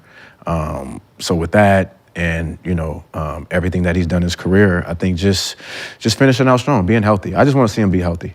I just want to see him be healthy and play. Yeah, it's personal to him and for him. Yeah, finish the season standing upright, so to speak. Haven't done it and fingers being pointed to why. So I think it's a goal of his to play as many games as he could possibly play in the regular season and to make a deep playoff run. So yeah, just for his personal legacy, nothing to do with the Clippers. It's all individual based at this point. I think, of course, if he's healthy and doing what he's supposed to, then the team is going to benefit from that. So it's like not just for Clipper legacy, but for him. For getting back to what we know of Paul George, what he can be. Hell of a talent. Yeah. Hell of a talent. Hey, I'm just be honest with you, man. I've been doing a lot of thinking, with these injuries going on and going back into history with less injuries, right? I think they need to just go ahead and legalize some of these drugs that was legalized back then, right? Because, you're not going to tell me y'all played in Chuck Taylor's running up and down and y'all played 82 games. No foot injuries, no nothing. Like, what was y'all on? Nah, for real. Like, can you go ahead and give us that secret? You know what they was on. No, I know, but I didn't know it was like really like. You know what they was on. Like, I was thinking about taking something right now so I can see if I can come back. Cocaine. Like, no, serious, like. Allegedly. Look, know what I'm saying? Is think about the shoe. The shoes is better. We got all the staff. They playing 60 games, and them boys is out there running up and down in cardboard box shoes. No ankle. Well, no ankle support, no tape. But that's because there's people in there talking about the game that's never played. So how you gonna tell me about my body? Like, you don't, it's too, this guy makes 30, 40 million, he just needs to play this many games. Like you said, if you take 2 days off, like when you was playing, bro, did you take 2 days off? No. Like, did you take, we wasn't able to take days off with our, Scott Skiles, come on, seriously? Like, you gotta show your face. You're gonna have a lift day, you're gonna have, even if it's a day off, right? You're gonna have a therapy day, right? It's gonna be stretching, massage, you're gonna do something. You're coming in. Yeah. They see us. I don't think these guys even go in a lot anymore. You might have one day when you get in late, long road trip, and you get in late. Yeah. You might not go in that day for nothing. Depends on the person. You definitely going in the next day for sure. Not for 2 days. Yeah. Not. It just seemed weird. It just seemed weird that my body felt weaker. If I didn't lift, and I wasn't a lifter, but I'll go in there and do like that 10 times or something and do like 10, 15 push-ups. But Can you take creatine in the NBA? yeah, but that ain't good for you though. I used to take it at Oak Hill. That's why I was crazy. That's why I was going crazy. Oh yeah, that's I used to take creatine and lift every day and eat peanut butter and jelly sandwiches. Yeah, I'm pretty sure you caught a lot of cramps. That No, ephedrine. 35 at night, Gil. Cramps. No, water and creatine and Cramp. You didn't catch cramps? no, a lot of water and That shit in college. yeah, I took You caught creatine in high cramps? school. Cause I had no body fat. Yeah. I know Yeah, creatine take that water out your body. 35 Yeah, I at night had with the 3 creatine. I was I wired. had 3.5% body fat, bro. I would cut up like an action figure. Yeah. We were eating weight. They was feeding us that shit like 2 or 3 times a week. Like creatine and Come in, they ephedrine. mixing that shit in grape juice. And Y'all ain't gonna know about ephedrine. So you don't taste it. Giving that shit in grape juice. They got your little Welch's, Oceans lined up on the little window sill. You come in, got your shaking. I used to Get do to the it, Jack. creatine with the Weigh 5 hour in. energy. 40. I wasn't taking I wish you would try to guard it. 40. Man, y'all need all that. Man, I was at Oak Hill. We had nothing. Just So give I me, had to- hey, just give me, man, Master P, Silk the Shock. It ain't my fault, boy. I'm going out there, give you that business. So you saw us That's at it. Cincinnati. Mystical. You saw us at Cincinnati. Yeah, y'all look So like we y'all was was on a whole lot of stuff. We was on creatine. They was feeding us creatine. It's just Trust. it's different. And when it you're showed, it right? definitely showed. You said you was on the team with Danny Fortson. Yeah, you was on the team with Danny. That's probably why we still so crazy. Still stuck in us. I took a lot of that shit. A lot every day. I had lifting every day, creatine. Yeah, we was eating weights at Cincinnati. Like our weight program was stupid. Our strength and conditioning dude left us and went to Ohio State. He been at Ohio State, Florida, and Notre Dame as their head football strength and conditioning coach. And that's the guy they had working us out in Cincinnati. Oh, damn. All right, let's talk. Shout out to Mick Marotti. Absolutely. Some ephedrine or creatine. Get you right. Walking around, my neck was out here. That was the first time I lifted up too. to this joint. I was Dominguez, we did. enormous, bruh. Like I got pictures at the house. I was looking at myself. I was like, yo, shit, traps up here. My neck was this wide. All right, well, let's keep this thing moving. So, Kenyon, you were understandably emotional yesterday on the show, and want to apologize for being in the Mario outfit and Gil in the average Joe outfit. Take away from that's all anybody wanted to talk about. Shout out to our production crew. While you doing, I'm sitting there like, please don't show us. You had to with that But mustache. I'm though. serious. It took a lot of me to cry when you had that mustache on. I just want you to know.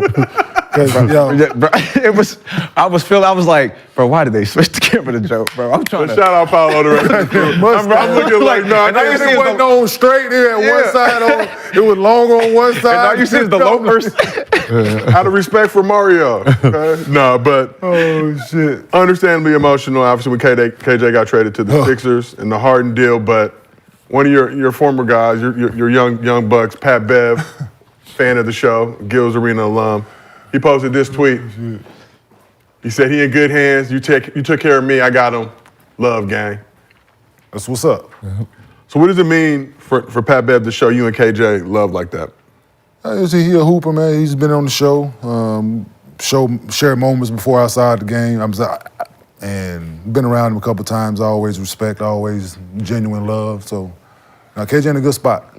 I don't want people to get it confused. Like I was sad that KJ left. Like he's in a good spot. What I was sad about was the family aspect. Me having kids and that. But no, KJ in a great place. He got some good guys around him that going to hoop. Pat still plays with a chip on his shoulder. He gonna make sure KJ get adapted early and adjust to being within the squad. So I'm excited that he got a guy like Pat there. Somebody who he know what he gonna do night in, night out. And Pat is a leader. Pat is vocal. Pat gonna challenge him. Hold him Get the best accountable. out of him. He gonna hold him accountable. So that's what's up. It's a good thing. Yeah. Great thing, actually. Shit, I Yeah. done thought about it some more and looked at roster and looked at his current situation look at head coach and what he is and system and previous spot, how he rock with young guys and that's available. KJ is available all the time. Played 82 last year, so it's a great spot. It's a great situation. But no, that's what's up. You know what I'm saying? I appreciate Pat for being there from a youngin', and Philly gonna love him because he play basketball like hard nose, hard grit. Like that area out there, they gonna love him. So. For sure. And then just a question for the couch. How important is it for vets to take young players under their wing?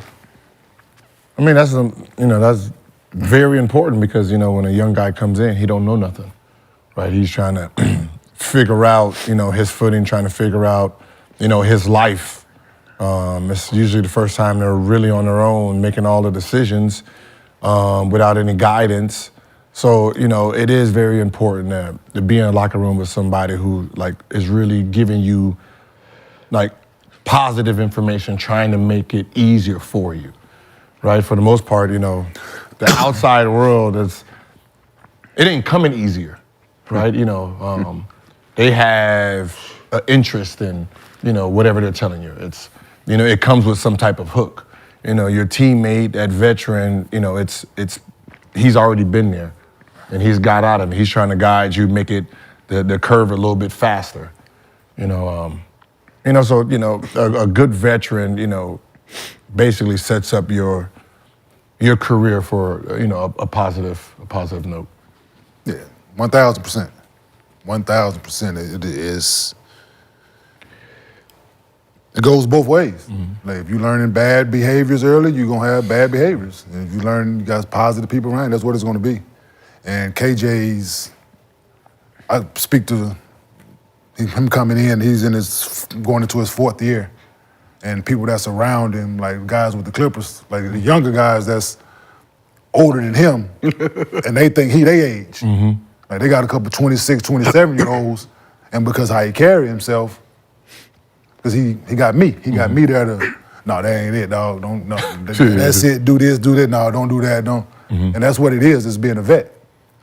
Seeing guys' behaviors, okay, that's good, yeah, you keep doing that. Praise him when he's doing good, tell him, okay, you keep that up, or if he on some BS, you pull him to the side, no, that ain't gonna rock around here.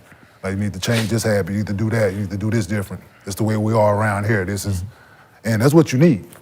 And the NBA would be a lot better if you had more of that going on some of these teams.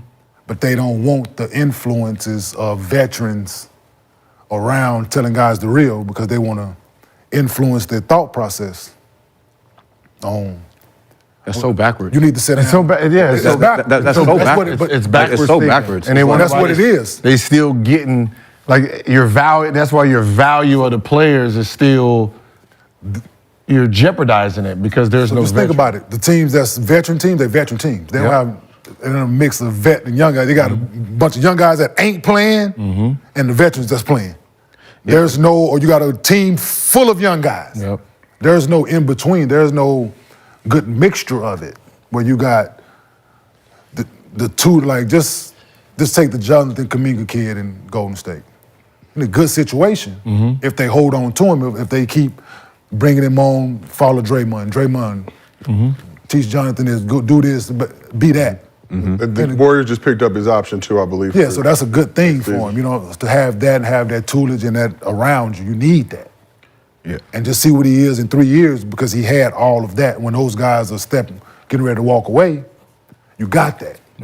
Instead of moving on from him after 2 years, like, he ain't what he thought he was gonna be. We spent the 4th pick on him for nothing. Got to get, no, that ain't the way to do it.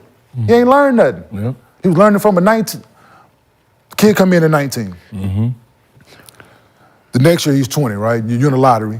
You got a 19-year-old, you're picking again. Team ain't too much this year, so now you got a 21-year-old, a 20-year-old, now you drafting another 19-year-old. What do you ain't... Now the 21-year-old is the veteran. KJ was the vet in Houston, dog. That's him. He had been around for 3 years. You drafted Jalen, Jabari, Josh Christopher, Alpine Sengun. And you got Eric Gordon over here, and he ain't saying a jack shit to nobody because he don't want to be there.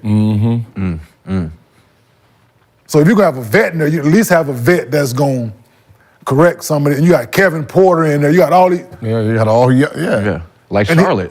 So when I'm sitting around with them dudes, I'm going to watch them on the road or going to win the hotel lobby, And I'm talking to these dudes, and everything that I'm saying is like, it's the word to them because they ain't heard none of this shit. They all locked in, like, shit, like, give me more, OG, like, talk to me, like, they would say, well, what would you do in this age, or how would you handle this? And because they ain't heard none of this shit. So what are they doing at rookie transition? Nothing. Because Nothing. They got guys there with the suits and ties and. But they asked me to come to rookie transition one time. Cornball.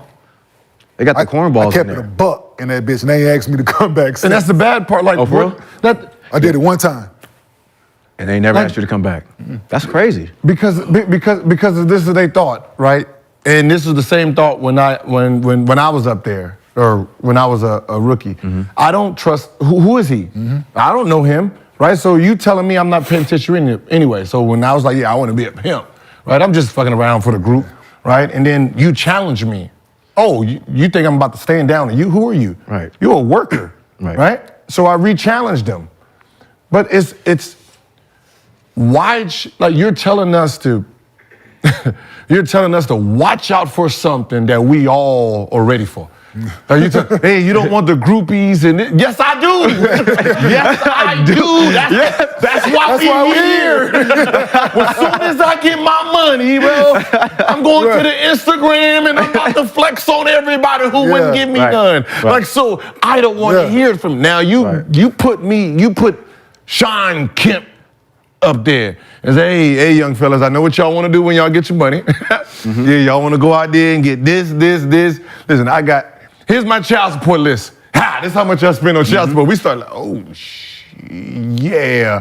I don't know if I want to spend all my money on this. Right. Like, you need to put real stories, real players that we know up there that's going to really tell us. Like, that's why I said this. Y'all are lying. Every time you put somebody up in there in the suit, you're lying to it's them. You need the truth, man. And it's, I live my life like this, and I say this shit all the time. Fear. You say fear. A list like that, like you said, if they had Sean Kemp on, he told you this is what I spend in child support. The fear of that happening to you gonna go a lot longer than any of this other shit. Yeah. Then talking to like. So if I'm giving you my story of shit that I didn't been through up on that stage and that. How can you not sit in that bitch and be like, man, I ain't gonna do that shit. I'm gonna put something on this thing. I ain't gonna have kids. I'm gonna wait till it's all this shit going through your fucking head as you sitting up there. Nah, for real. No, that's real. Like it's crazy because rookie transition. It goes all the way down to I'm sitting up there, and one of the main things I heard in rookie transition was power of attorney. Don't ever give nobody power of attorney. And you told me something. Yeah, they gave power of attorney, took all his money. That's all I fucking needed to hear. Let it play. Like they said, but we know you ain't getting done. We know you ain't doing this. You ain't. Show me the example. Yeah. Absolutely. Let me see the example. Like that's what they're scared of the players telling them the real. What are you trying to do? Tell the real, but you're not telling it from someone who's done it. Right? You're telling it from something you've heard. Players coming up there saying, yo, this is. Hey, y'all think listen, you think you got 2-3 girls? Man, I had it in a rotation, baby. Boom, boom, boom, boom. Easy. Every city. You ain't even got the name. You ain't even got swag like I did. Rotation. Right? And a player saying it to players that's coming in, yeah, you the #1 pick, but you ain't got that swag like me. I was a 31 pick. I had like 8 of them day. But this was my game. This is what happened after, right? It makes you really think. But you telling me something, I know I'm better than you, right? AI. If I'm sitting there and AI is talking, I know who AI was, and AI said, "This is the way I moved, right? I had to bodyguard this. We came to the club, but this is what you don't see. This. I got fined. Here, lawsuit. Yeah. And you be like, I don't want to move like that, big fella. Move like that, big fella. Right? No, that's real. It comes with that's real. we see the glitz. We don't see. Yeah, well, they don't. I want the NBA to invite me to rookie transition. Yeah. Get my shit off. Yeah, no, they need to hear from help. Yeah, the real, and it's. I think my rookie transition, we had Ramon Sessions talking to us. Ramon Sessions. That's what I said. They want the shame daddy. Yeah. Come on, man. That ain't what? helping you. Real situation. I tell KJ talking to a little young lady before a couple years ago. I just see her around a little bit, and I tell him, don't be surprised if she fucking one of your teammates. Oh, believe that. Right? Especially in this era. He go to Bahamas, a little preseason team retreat. He go knock on the door. Who answered the door? He hit me right away. Man, you ain't lied. Yeah, at all, young fella. Yeah. I'm telling you, This it's shit like treacherous out here in these streets, Clockwork. man. This shit is clockwork. This shit is clockwork. Yo, it's treacherous out here in these streets, bruh. That hurts. No cold, ain't no moral cold out here. No value, man, they no listen, man. nothing, They man. going. Why not? No, I'm just. I said You said she why can not? leave your room. You know why not? Yo, man, I didn't been in a situation. Chick get off the elevator, thought she saw a ghost. We in Boston. She come to see one of my. I had no idea she was gonna see me in the hallway. Face white. Yeah, I'm about to say, Hey, yeah. How can you? Hey, how can you? And put her head down and start walking fast. She with a bag. We know why you're Damn, Barney. Yeah. You patting the shit out them bitches, Wilma.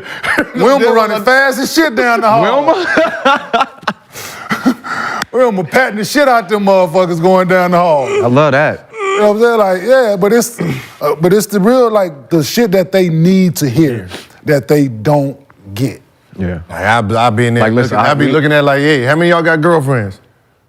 Yeah, 70% of y'all girlfriends gonna sleep with another NBA player. Yep. Why y'all dating them? So Yep. get that over your Yeah. Because you introducing her to a life. So if she Introduce wants her this to a life that you are the beginning of. Yep. No matter if you're the number That's one fact. pick, you are the bottom end of it. Right? There's players on that team that you watched and admired, they watched and admired. They had crushes on. They got crushes. If you is you, right? You know, there's a Curry in the league that she been watching, LeBron in the league that she been watching, got Jason Tatum, she got John Morant. Yeah. You on the road, goddammit. You on the road. You on the road. And John Morant hit through the DM. Trust me, brother. Because they all in You gotta cahoots. let it go. They all in cahoots though. It'd be a bunch of them. Because your girl end up hanging with other girls that's around. Yep. And that's how then that's how the drama and the pettiness start. Because it's like she hanging around. When did y'all learn that though? When did you learn not to bring What? the quote unquote? What do you mean not? What? No, you always let the work be seen. Like you always give her the here you go. Put her in I'm the gonna show you lion's around. den? Yeah. Yeah. Put her in the lion's den and we're gonna see who you are. Oh yeah, you didn't. Like, you we always do that. We I gonna had play a it. situation. I had chick some year see me and she was a little too friendly with teammate and told my assistant that was working for me, hey, we get back, I need you to come in the room and help her get her shit. And she like, what you doing? I said, where you gonna sleep tonight? Yeah, like we know it. Like, but the thing is, like, we know what time it is. Huh? You a little too friendly. You laugh. Nigga, Kid. She wasn't even that he said a funny. joke. Yeah, you put your hand on his. I just want to know where are they Really? now? Like, where are they now? Same place they were. Same place, same place, huh? Where are they now? Oh, you know, Listen, we had a funny team. Yeah. Rent due. Rent is due. I was looking at the family when we was in Denver, the long stretch before. Man, which one of y'all got such and such here tonight? Yeah. Ooh, that's a. Damn, man, who got such and such over here? Yeah. Oh, I did this so much. Them dudes be like, God damn, Kmart. Yeah. Like, yeah, I'm calling them out. As soon as we get in there, hey, man, which one of y'all? And whoever, your ass. Because it's crazy, they used to stay in the lobby and wait. You know, they used to be in the lobby waiting when you get there. I was like, oh, yeah.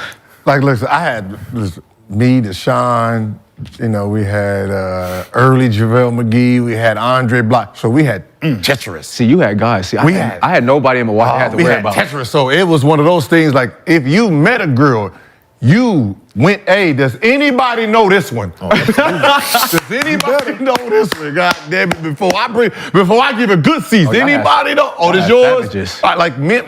Better. Oh, y'all you on a had team like that? Y'all had savages. Yeah, Oh, we on a team like that. No, yeah. it was savage. Like, we used to see who they like better. Like, all right, you hit her, tell her you coming over. You did? All right. She said, cool. All right, I'm about to hit it. Hey, yo, hey, sure, I'm about to come over today. She don't like it. She said she going out today. Like, we was petty. We was petty, right? had Don't savages. kiss on the cheek tonight. See, y'all- No, that's what I said. We was savages, but it became we did that because what happened was right? You feeling a girl and then you find out one of your boys did it or something because you don't know, and then it became little beef. So it became one of those things like, yo, here's the rule. Your main chick, your wife, your girlfriend. Off limits. Special work, off limits. Off limits. Special Off work. limits. So special work. let us know who special work is. That means, your special work. If you didn't see her more than twice, Franchise special tag. work. If you Give me your franchise Your tag. your favorite eater. Yeah, your favorite. Don't lose your favorite eater. So those are protected. whoa. After that, yeah. up for grabs. Yeah. So if you violated and hit somebody's special work, we trying to get you off the team. No, but Like, we don't want you no more. no, but situation is another thing is crazy. Dudes brings want some work around and you ask who's who. Yep. Like who's who, and dudes try to play that tough shit. Yep. I'm like, everybody, go ahead. everybody good. Ain't nobody belong to me.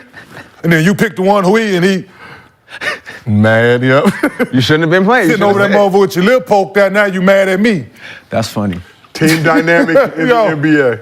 Nah, serious. But See, but y'all was good. See, but y'all teams were good. Those though, are so y'all had- those are stories that the rookies need to come in and hear, though. Yeah. Lord, Lord, Lord, Lord, Lord. Yeah, see, y'all teams were good. Like Milwaukee, I was the only one, so I was bringing everything through. Yeah. So they was looking. See, but y'all were good though. Like y'all were in the Like we were playoffs a young. lot, That's like- what I said. We was all partying together, so it was one of those things. Like, yo, we all the same age, so. You keep talking about the league's rookie symposium. Why don't we do a Gills Arena rookie symposium? Summer league next year. I guarantee you these dudes will pull up. No, we should do that in Vegas at the We'll win. be Let's at sit them the all Win. down and let's watch Roots. You ain't gotta watch Roots. No, just Hey, just watch DMs. watch DMs. Hey, y'all really want to see what your life's about? Everybody open their DMs. There you go. Hey, let's go. Let's start reading them. Yeah, this your girlfriend, huh? Hey, see? She said you ain't shit. How many of y'all? No, what you do? Hey, just like bingo. How many of y'all know to call a girl name out? Just scroll. If she in your DM, Hey, I'm saying, I'm saying it's like bingo. Mackenzie can talk about this tomorrow. Like bingo. Y'all remember what happened, right? Mackenzie like showing off. He was showing off early. He was like, he showed his girls like, "Ooh, she nice, right?" And I said, "Man, them eyes look familiar." Right? Oh yeah. Oh my God. Yes. Oh, this one of mine. From 2000 and This is 2008, man. Hey, McCann had to show them like No, this. I this remember- me? yeah, I remember this me that, right yeah. here. But oh man, GA. I remember Then he that. starts sitting. Hey, I you know remember this that. one? You know this one?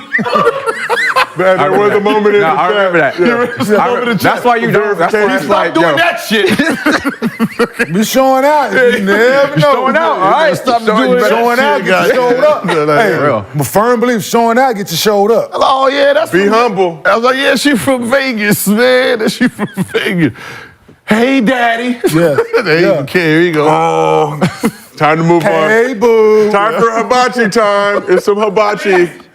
Man, we having fun. Productive in here, wisdom. man. Productive. Hey, all right. I got one more question. Yeah. How tough is it losing your devoted eater in the league? Plead the fifth. We're gonna go to hibachi. Yeah, because I plead the fifth. No, the voted. Listen, at the end of the day, man. I'm just asking. I mean, No, it ain't. At the end of the day, it ain't devoted until they've actually was devoted, right? You know what I mean? You know, it's testing. Everything in life, you have to test everybody at some point. Yeah, no, for 'Cause, sure. Like a girl who's great for your mental, she's helping you, the mental part of it might not be faithful to you, right? Somebody who has your heart might not be great with your finances, right? So, there's different doors and different keys for different people in your life. Yeah. And I don't think people understand that. Like, we see it all the time where everyone call each other snitches and rats and stuff, right? Yeah, everybody was loyal until they put that time on it, right? Everybody's about, protecting you until you leave $100,000 around them when rent is due. Yeah. Right? What is this person going to do? Right? He tells me who he is. $100,000. I didn't count it. I got to go on a trip. Right? I didn't count it. Scramble it all up. Yeah. I want to see if any money missing because it's rent due. Like I need last notice or you got kicked out your apartment. I need you to hold down. Same thing with your female. Yeah. Right? We've done it all the time. Like, yo, hey, DM her. See if she gonna holler at you. and let her go through the process. It ain't my job to stop her. Right. Go through the process. I know, boom, okay, move on. Right? Like we over here, we spend our time trying to protect something that doesn't want to be protected. That's true. Find somebody that's really loyal for you. That's the one you hold on to. I think it's harder today. Because Technology. It's technology and It's always- and like women want what they see, like what they think they like. It's like, I don't know. It's just like, you can't but that's what I'm saying. If that's what they want, go get it. well, yeah, that's what I think too. Well, show me, prove it. And that's what Prove it it. is. Like, Please I'm not prove it. go- Somebody slide in your DM and that's what you want, go, eh? Bye. Yeah. I am who I am. I can't really do nothing about it. Like it's Because I ain't never especially lost, coming from, I ain't never the lost a battle. female side. Like I ain't never lost a battle with a female yet. if I'm bringing a lifestyle, what are you bringing? Right? It has to be some type of loyalty, protection. You know what I mean? Even you got to protect me from me. You might have to slide in the DM and bat them off yourself. God damn it, because I can't do it. You know? All right, y'all go. All right. You know what I mean? all I'm right. just saying, like, It's time for some hibachi time. that wasn't about protect me from me, goddamn. I got a DM full of them. You got to go in there and start erasing your goddamn self. That ain't my job. Spurs came to Phoenix fresh off a 40-point loss to the Clippers, but that didn't stop Wemby from enjoying the Halloween festivities. Wemby came dressed as Slender Man. That's a good fit for him. Hey, yo, I'm not gonna front, yo. For him to be so tall, he's still like he comes in looking like, you know, he can dress like his. Yeah, he's French. You know what I'm saying? Like he's you're right, French. true. You're right. You're right. You're right. You're right. You're right. Are the French fitted or something? I mean, Fashion. that's Fashion. Fashion out of this world. We You're will. right. You're right. My bad. Wemby came dressed as Slender Man. The Spurs proceeded to give the Suns a Halloween nightmare. Let's show this Wemby play first. Now look where he takes off from and look where the ball finishes. Excuse me? Woof! That's Hey, yo, they don't have a close up on KD's face because he looked like he was just like, what the hell? ooh, man. Drew Eubanks on the wrong side of a ski sandwich. The Suns led for the first 47 minutes and 58.8 seconds of the game. Looked like they were going to cruise to a win, and then this happened. So they were up 3. Wemby got the putback dunk. Still 7 seconds left. At least get fouled. Try to get it back to 3. Oh, KD. Give me that. Got big body. Keldon Johnson finished the bucket. That's what it is. KD had a chance to go back and hit a shot, missed it. Spurs now fall to 2-2 on the season with Booker and Bill still sidelined with injuries. How quickly do the Suns need to get healthy before things go left? Before things go left? When you talk about the West last year, one game could be the difference and fall in multiple spots in the playoffs. It seems like home court, as much as you can get it, Nuggets will probably finish 1, but that 2, 3, 4 spot. I mean, if you're a really good team, I mean, it really doesn't matter where you match up at because you're going to have to see that team anyway. So you don't want to get that far behind, but this is the beginning of the season. So, I mean, 3-0, 0-3, it's the same shit in the first week. Yeah. You know. Yeah, I think they'll be fine. I mean, they got their two wings out. So, like I said, first 15 games, we're gonna be at the tail. We'll be all right. Ain't no worry. They'll be all right, man. No concern whatsoever. Nah, I mean, even a game like that, right? It was a 4-minute stretch. You have Kevin Durant out, like you take him out because y'all whooping their ass, and by the time he get back in, they up 5. Right from there, it's a game now because the team got confidence, like they can win this game. He cold. Yep. Because they probably still have their starters in. Yeah. Like that's so it's that same stuff we always be saying. Like, Yeah. you got to keep playing. Like you got to keep So playing. now it becomes a battle here. I mean, it's easy mistake, right? You know, they score. You should have boxed out. Up 1, you think you're about to get fouled, and you sitting there holding it to get fouled and get the ball taken from you. You know. Should have held it higher. Not for yeah. Like that's crazy because it's usually it's usually the theory like go for the steal and then foul, and the fact that he got to hold it for 3 seconds without them fouling. Yeah, he should have been tipping it to himself up here. You can't get it. You playing with your kid. So as a basketball fan, how special was it to watch KD and Wemby square off for the first time? I'm not, those are the matchups. I'm not really, I'm more excited about, Wemby versus Chet. That's the, it's the young that I really want to see. The older guys, they got their own battles. They're not paying attention to, rookies. Rookies are still trying to make their name. If KD go out there and give him 50, what kind of credit KD get? None. He gets none. He gets none for that. Yeah. So, I'm more excited when these draft picks play against each other, right? With Charlotte, that's Brandon. Miller. Brandon versus Scoop. Like the 2-3. I want to see the two twins play against each other. You know what I mean? There's those are, when it comes to rookies, that's what I want to see. The veterans against each other. Yeah. Like seeing KD and Bron play. That was. If you had a twin brother, y'all are both in the league, would y'all let each other cook each other to help the beef and the stats up? Or would you take it serious, try to lock each other up? Gil gonna try to kill his. Let me shoot, I get to shoot. Trust me. Is it Cain and Abel or? Listen, there's early in my career where, hey, you got no points, I'm gonna foul you so you can go to the free throw line and then, you get your little 2 points and then I'm gonna come back and score.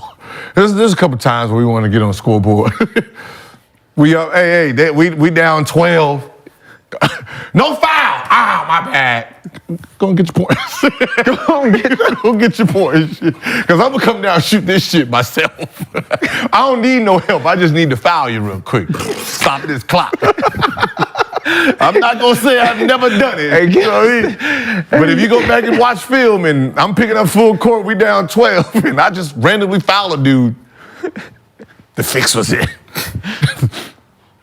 Need an FGA.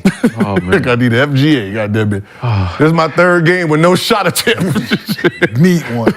Breaking out in hives over here now. They said Gil's twin wouldn't have made it out the womb. What's wrong with y'all?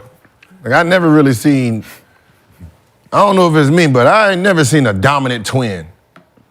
It seems like one taking all the power. Y'all splitting power. Right? You know what I mean? It's like you can't be GOAT if you got a twin. I'm sorry. It just seems like it just. Are they taking too much of? What if I had all the jumping ability? Right, I would have had, I got a 44, but I would have had a 50 if it wasn't for your ass. It just always seems that it's like when you look at twins, it's like, they like right there. Mm-hmm. It's never, I don't know why. So even like the Morris twins. I never seen them. The two the high school kid? Keith. Yeah, that's what I'm saying. It's like, what twin there's been like an elite twin? Like elite, like we talking about like top 10 grade, like right? Nah, I don't know one. Well, I don't know why. I don't know. I've never really studied twins. I would just hate to be a twin, honestly. Like I don't want nobody walking this earth looking like me. Your father and your mama look like you. You look like your daddy, boy. You don't want two men this morning? No, one is enough. One is enough. Y'all, why? So I'm gonna do a study on that. Actually, I just see why. I knew it. Like I just want to see like why like there's not like a really dominant. Oh, Dominique and Gerald Wilkins. Would you give Dominique? Were they twins or brothers? Oh, brothers. Damn. Yeah, no, I'm talking about twins. Crack. Like I don't know. Not enough twins. Like was Blake Griffin a twin or just a brother? No, Just That's a good question. That's real. If they combine forces, though, they could be a super. That's what it is. You're taking half my power. Shit. Paul Lopez twins. Yeah, they decent. They decent. Wait, they twins or brothers? Twins. Twins. The Lopez. Lopez. Yeah. So Brooke. I mean, no, Brooke is up here. I know, but And I'm talking about, is he a top 10? Like when you're talking about like dominance. He said elite. I'm talking about elite players, elite not just player. good. I'm talking about elite, like Brooke is an all-star. Like one of them is like Steph or something. Like one of them like John Morant types. Like someone who is considered a star. I mean, Brooke had a man. I mean, coming out of high school, Brooke Lopez was big in that. They know there's always one that's big in high school, and then he came to the league in college, and then he came to the league, became a champion, all-star. Yeah. Deep, like he answered. He answered for what he. All right. He answered what? I mean, he's better than his twin. Yeah, there's always one. It's not that hard. It's not hard to be in that situation. Why not? They're both bigs, and they both play the same position. So I'm an all-star. I'm an NBA champion. I did my thing in Brooklyn. Everywhere Brooke goes, he contributes. Like he does his thing. So I think he deserves to be like an elite. I mean, if we're taking it from high school on up, I mean, like if someone said Jokic was a twin, I'm like, okay, here we go. All right, that makes sense, right? He made it, the other one didn't, or the other one's just below or trash. Like where's the one that's just? Yeah, we don't have. I'm trying to figure. That's what I'm saying. Is it when they're training? They not really. I don't know. They all doing the same thing. I mean, Brooke and the they other all dressed Brooke the is up here. same, goofy shit like that. You don't even know the boy name. Robin. Brooke and Robin. Yeah, Brooke and Robin, yeah. Both, I said Brooke and Lopez. Yeah. Robin. You don't get a first name? No. Would you just play it like if you had a twin? That's you play Brandy the first Brother. half, you could play the second half? If I had a twin? Yeah, just combine I'm into killing one. my twin. But I I'm am saying combine killing. into one and split half. I probably wouldn't even like my twin. Like there's been rumor that the Morris twins have because they got like the same tats, whatever. They've changed spots before, but Yeah, they probably do the same basketball routine, take the same shots, play the same way. So let's talk a little bit about Wemby. I think Wemby's averaging about 16 and 8 this season. Looks solid, but don't look like he's getting the rock enough. He'll go through long spurts where he's not really a part of the offense. So are the Spurs guards struggling to get Wemby to rock, and what can Pop do to get him better looks? I mean, you got a bunch of young guys that was there before him averaging and playing, and, they didn't really need him in a sense, right? So, you're bringing the number one pick in. Yeah, we know he's the franchise, but, we're the veterans in this case. So, he has to fit in where he gets in. He can go in the mid-post a little bit more. Sitting there trying to play on a perimeter with all perimeter guys is going to be hard for him anyway. So he's going to have to do a lot of, up screens, back screens, slashing, being big in the middle. Understanding the game, right? Understanding what your teammates like to do and try to, impede some of that. And I mean, number 8, when he gets to the going, he's going to go left, right? Right? You set the pick and he's going that way, cut through it. Here we go. Here you go, big fella. Here I come, yeah. Start doing a bunch of that shit. Rescreen. Like, we forgot about the rescreen. All right, God damn it. I love how you talk about when you were in Arizona, you would fuck up their plays just so you can get some buckets. Oh, yeah, Rich? Yeah, no, Rich, all strong right. Yeah, so I'm on the left side. Yeah, I'm going right to that block. Cut right through it. Go to the strong side. Yeah, because I was the baseline runner, so yeah. If he's on the left side, I stayed right on that side because you got to pass the ball back this way. No. Yeah. I mean, I just think. Oh, Go ahead. No, people will understand how hard the NBA is. As skilled and talented as he is, he's going to struggle. He's a rookie. Doesn't know how to play in the NBA yet. Like the quote that he made said, people play basketball here like it's life or death. Like people playing hard out here, bro. Like this is not where you come from, and you got a target on your back, and you got this adjustment period. You got to be able to think and process and be. It's a lot.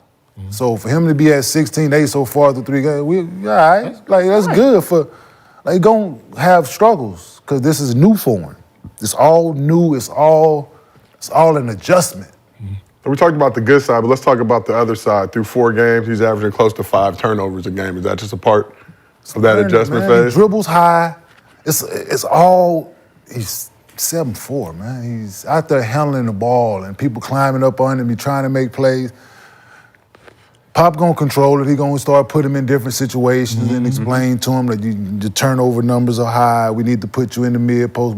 We gonna run wedge roll and we gonna get you the ball on the mid post and let you face up. And I need you to shoot this bank shot. Like it's like at this point it's like let me see what you do. It's like one of those. This is the freest someone's ever gonna play on the Pop. Just let me see what you can do. Just go out there and just understand what this game is. Understand the things that you can do daily and understand the things you can't do. But those turnovers are going to be down because it'll be points where he's not lackadaisical. He doesn't. When you're playing in Europe, right? Some of those passes, you can just swing it because they're not athletic enough to run through that. Now you got 4 players that's sitting there, that look open because he under the basket. And in Europe, like the court is smaller. Yeah. That 3-point line. So, the 3-point line in Europe is smaller. It's like high school. So it is, okay, yeah. Like, but I just feel like the Spurs don't really have nobody's like saying, oh, they're gonna make the playoffs or anything like that. I think we just want to see Wemby play all 82. Yeah. Like just stay healthy. Because of his size. So I think next 2 years, 3 years, he'll be fine. Man, I just want to see him play. Yeah, to Gil's point, like they got a couple of guys that's already somewhat established within the San Antonio schemes and all that. Fuck what everybody say. They're not taking a back seat to him. No. A couple of guys just got paid. They're not taking a back seat to him. We understand who he is. We get that. But I averaged motherfucker 21 last year. Shit. But just don't make it. This 21 going to 23. Fuck what y'all talking about. Yeah, but just don't make it like a LeBron situation when LeBron got to Cleveland. Did all that and your ass get up out of there. Yeah, but see, by the time when they did that, LeBron, you can see, all right, he's ready, right? He's ready to take over now. Like that wasn't the case at the beginning. Right, he's still balling, but now it's like, all right, okay, we good, he good. Right, the same thing. Like once you have probably like a month when he went at Ricky the month, and there's a stretch where he's averaging 27 and 11. Oh, there's gonna be a players meeting. There's gonna be a player, y'all. So we're gonna. This is the way we're gonna move the rest of the season. But as of right now, he has to really earn that spot. He has to earn it. And, once you earn your spot in the NBA, man, players do adapt, for the most part. Players adapt, because players understand that, this is a business and we know he's the franchise. And if I want to be around with him, I'm going to have to conform. True. You know what I mean? There's right now, if somebody say, man, I ain't give you the motherfucking ball. Whoever said that, whoever said that, I don't care what he's averaging. Whatever, he gone. Absolutely. Yeah, that motherfucker averaged 4 points. You averaging 20, you gone. Yeah. And that's just how it is. Yeah. Yeah. When you talk about Wemby and the mistakes, I'm making this comparison. I'm not saying these guys are the same. I look at like Peyton Manning, his rookie year in the NFL. Still got the rookie record for most interceptions. But how important is it for Pop to leave Wemby out there to make these mistakes for the long-term success that he expects him to have? Like, I need to see you do all this shit. I'm gonna let you do it because this year we're not. I mean, shit. Like you said, we just want to watch Wemby play. We don't, we have no expectations for these Spurs. It's easy to teach mistakes. It's easy to correct those things. It's easy to when Peyton Manning it's easy to show him on film like, no, that might seem open. To Gil's point, that's not open. Hold on to it. Let the window open. He'll be open on the other side of it. Now he has to understand that. Same thing. No, it's the same thing as in basketball. You gotta be able to show him on the film, this play, that play, and it's a daily teaching thing. It ain't once every couple, 2-3 weeks we gonna sit down and watch film. No, we watch the film after every game. Before and after every game. Whoever your film guy is, whoever you before and after every game. And if he's not getting the film, then it's on the coach. Yep. Then now the coach's job is in jeopardy because he ain't getting what he needs in order to eliminate those mistakes. Yeah, you have to, like, here, that's what I said, here you have to let him play it out. Right, he has to go out there and make the mistakes and day in and day out, like, all right, this month, 5 turnovers. This is how you're getting your 5 turnovers. Show him how he's, getting them, right? jumping and passing, you know what I mean? Like, you sitting here faking it and then you run into the guy.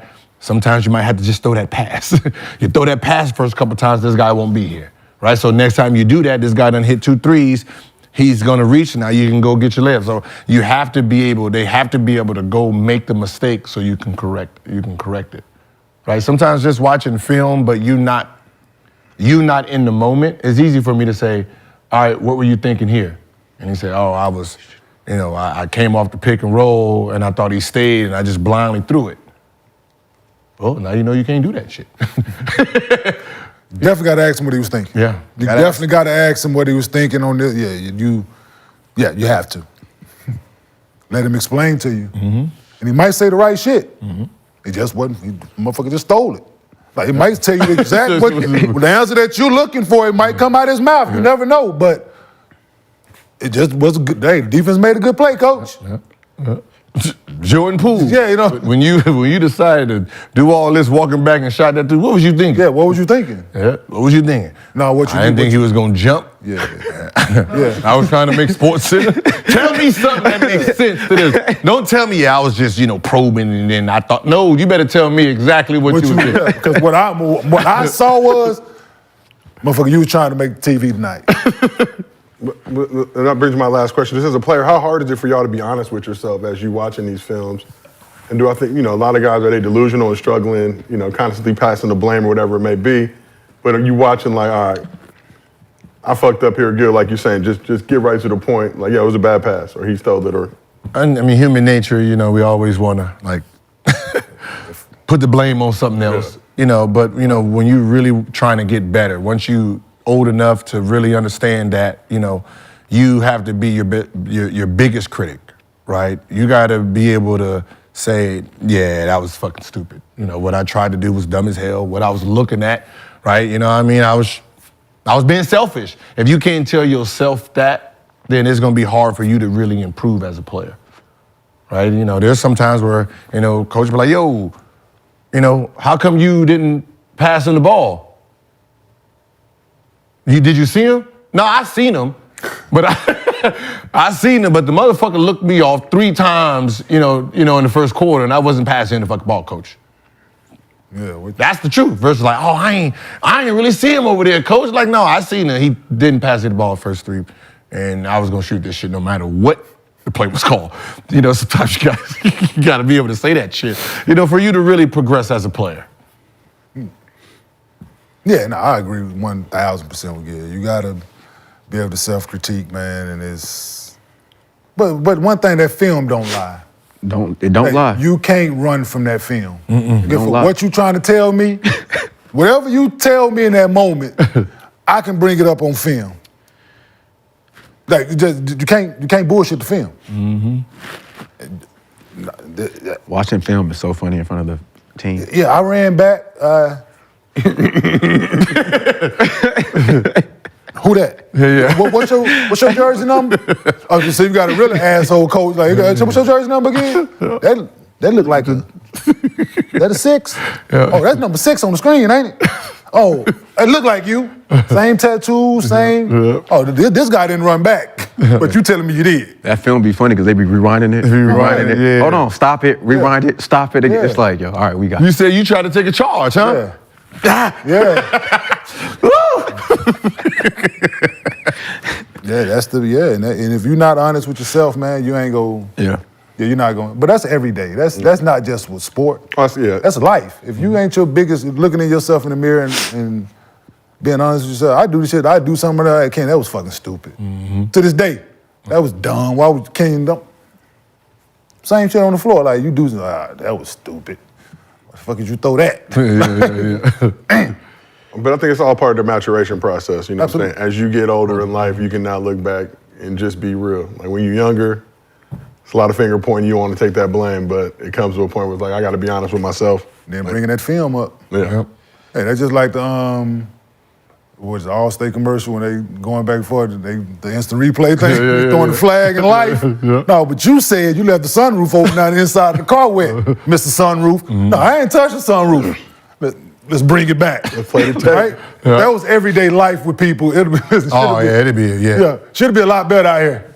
Like what you said, well, no, I didn't. Well, let's run it back. Because that film You do not lie. don't lie. Don't lie. All right, let's move on to Mostly Fans. Been another productive episode of Gil's Arena presented by Underdog Fantasy. Download the app, use promo code GIL. They will match your first deposit up to $500. Shout out Underdog Fantasy, keeping us employed, keeping the lights on. Hey, my picks right now, I'm at an 80% clip. Oh, you got it back. Hey, share the pics, bro. No. But I ain't won $1. Oh, you 4 for 5. 4 for 5. Oh, my God. No insurance? Huh? No insurance?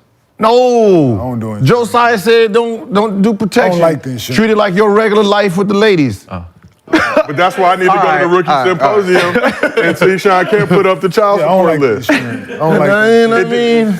When I you like the see, insurance. Like I ain't got no phone care. I'm like Josiah, I ain't got no phone care. I ain't trying to protect that. Just out here, just raw dogging these picks. bro, I got an iPhone 8. Listen, You know I I'm don't 4 give for a fuck. 5, 3 for 4, 4 for 5, 3 for 4. That's bruh. Them bad. Just all red. Negative.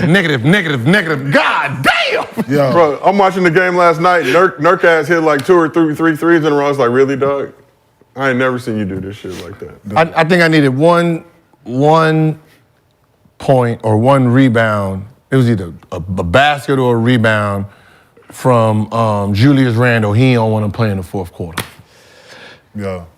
I told you it's gonna Like, I have see you mad what- at some. now I know what- mad at some. But I told you it's the game the other Yep. day when I saw you Saturday. Ain't pick them, have you mad at people, man. Yeah. You're gonna have you disliking some folks out here. I'm telling you. Mainly coaches. That's why I don't No, play I'm 2K. dead. I don't do No, none no, of that. dead I don't ass, play like- no 2K. Hey, when you got fans yelling at players, I'm with Now- you. now I you with it, agree. man. Yeah, I get it now. I agree with the fans here. God damn it, you got one job. Fucking free throw something in the fourth quarter. That's all we need. Like major Be a plays. professional. Like major plays. Julius- Like, you Julius Randle? missing out on some. Yeah, he needed one point. I told you I'm Listen. staying away Whole from basketball. fourth quarter. I told you yesterday, didn't I? I'm got staying to. away from basketball. Don't pick nobody that got Skechers on. If they got Skechers on, you're gonna lose. Don't pick no athletes that's wearing Skechers. 80% losing. Damn. Skechers. But that's the word you watching those final minutes, or they sub the dude out, and it's like, he could help y'all right It's now. like child support, man. It's just negative. Yeah. Right, I gotta protect myself. Sorry, Joe. No Skechers. You got to go lower on the Skechers. I ain't got it. All right, so first question is from Underdog Fantasy user Yankee Next Door. Yankee next door. What purchase do you regret the most during your time in the league? My purchase. What purchase I regret? Yeah, what's the biggest regret purchase you have? All of them. All of them, because I ain't got them now. Just everything. Probably jewelry. Like buying chains and shit, like, for what? Especially back then. At the time, yeah. Yeah, then, them then. Them was reckless chains. Yeah, and it was unnecessary. Yeah, it was. It was unnecessary stuff. To me, I mean, I think I've said it before. I think just me not buying myself a house first, not thinking about myself when I first got my check, trying to put it back into a family that I don't really talk to anymore. No So crib? it's like, I think that's my biggest regret, not taking care of myself first.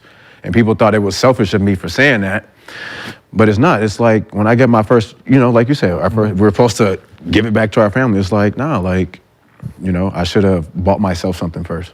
Especially in Milwaukee. I feel like those real estate No, prices- Not even Milwaukui, but just like. But getting the crib, or you went out here? Yeah, just Okay. getting that crib early. Like I was where renting the you whole from? time, making sure moms, everybody was good, and it's like I should have just took that money and just made sure I was good first. Yeah, I think dumbass chains. Like, what's the most, if you mind sharing, that you spent on a chain? No, it wasn't nothing crazy. It's just consistent. It just how like where it was, Just huh? consistently Right. buying shit. Just Check. Boredom. Down. The check. Look at my I don't know my fucking initials.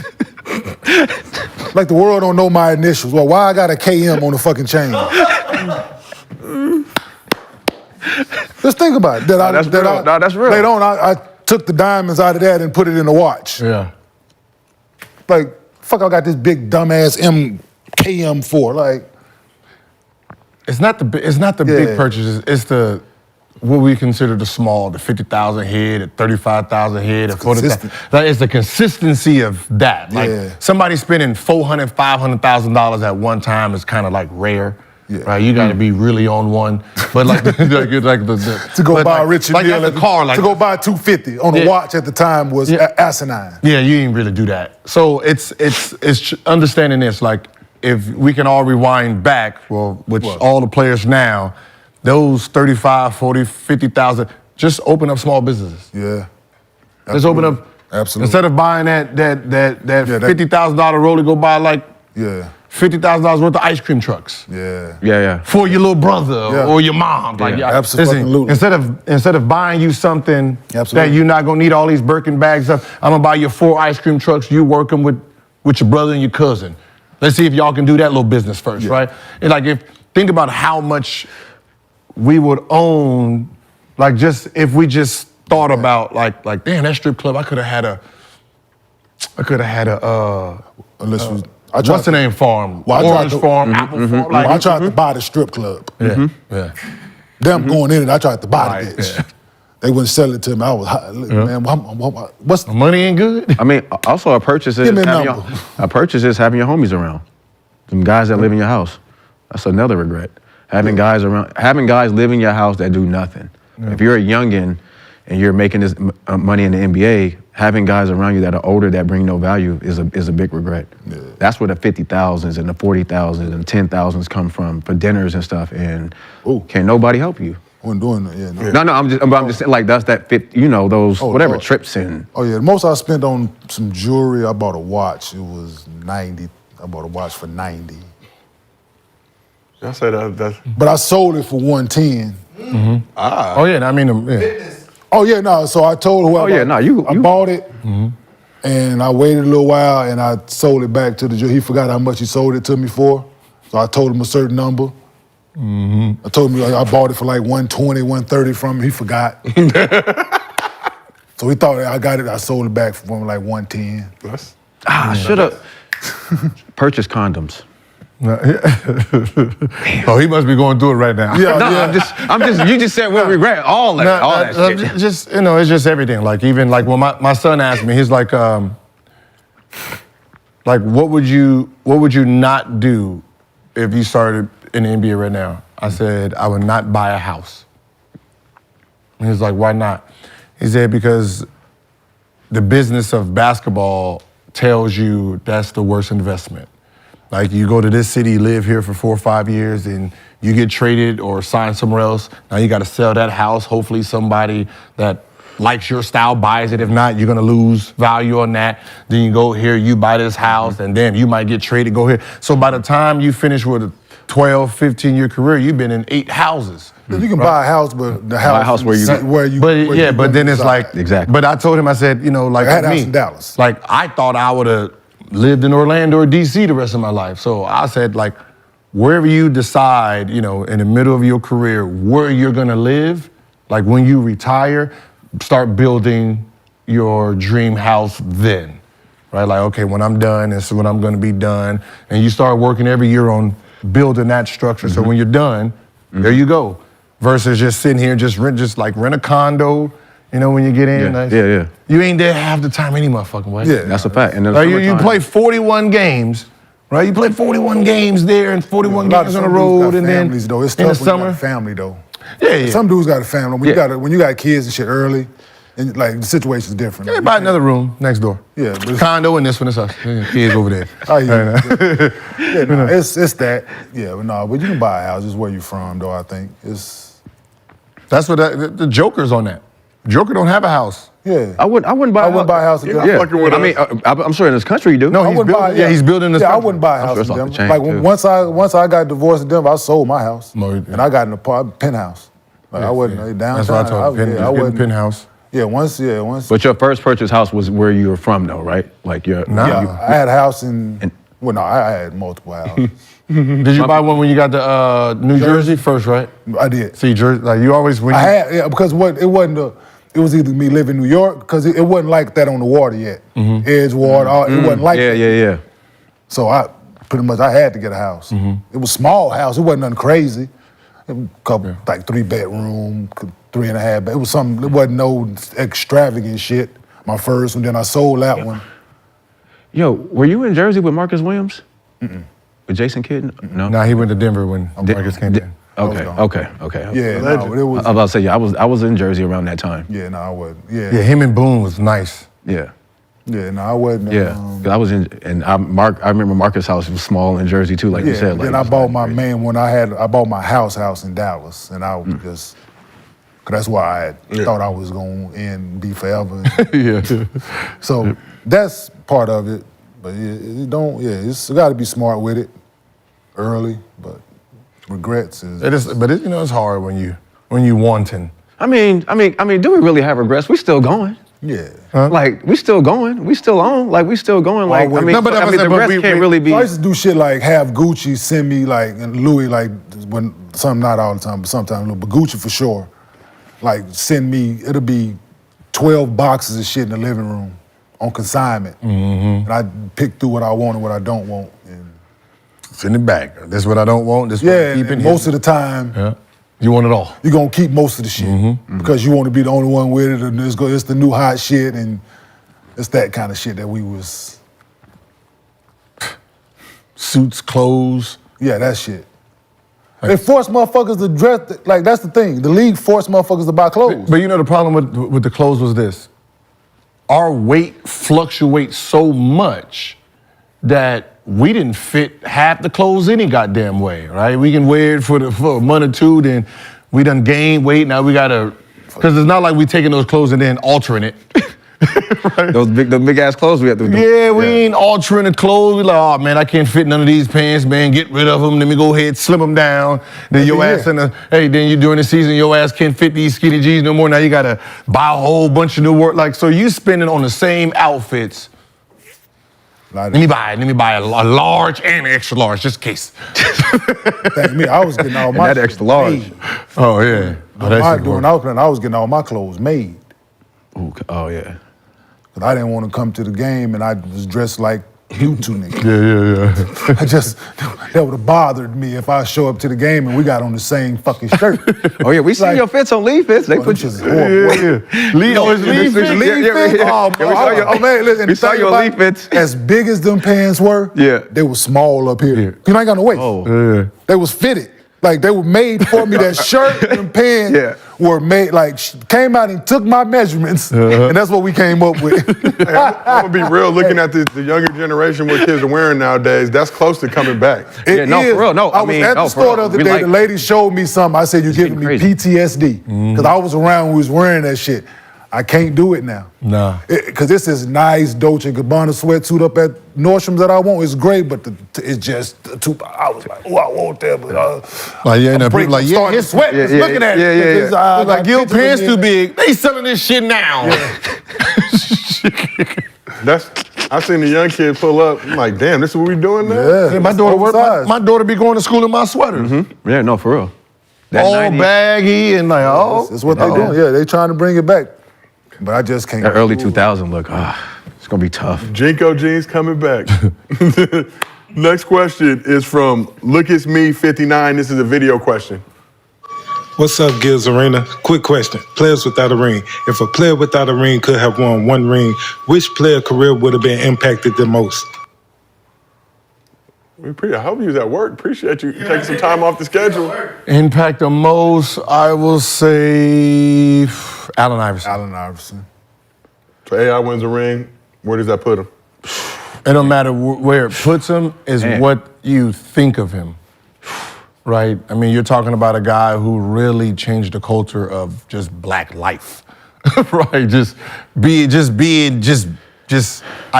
He was an icon, right? Like 1.5 braids, 1.5 arms, sleeves. Like he changed the whole generation of kids, and him like having that label as a winner it just does something, you know. He probably like what, the first athlete you think that kind of gave Nike a scare when he was with Reebok?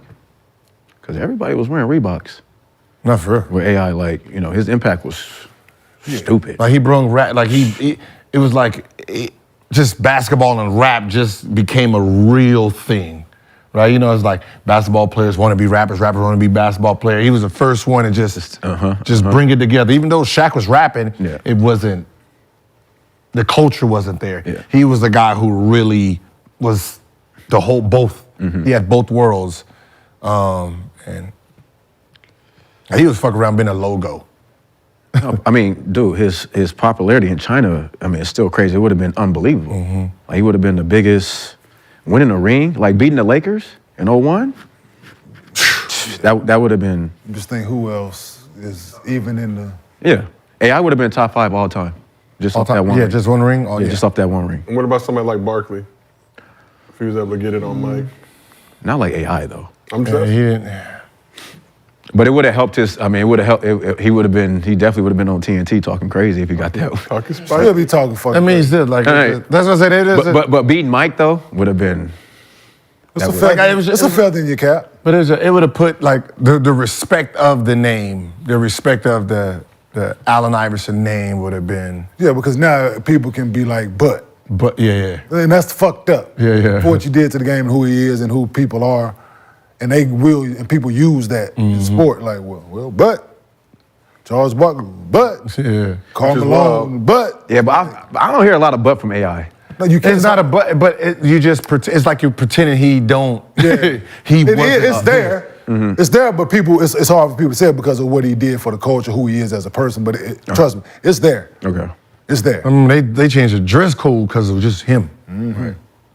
He got his MVP with a. Like think about the dress code because of him putting everybody into fashion.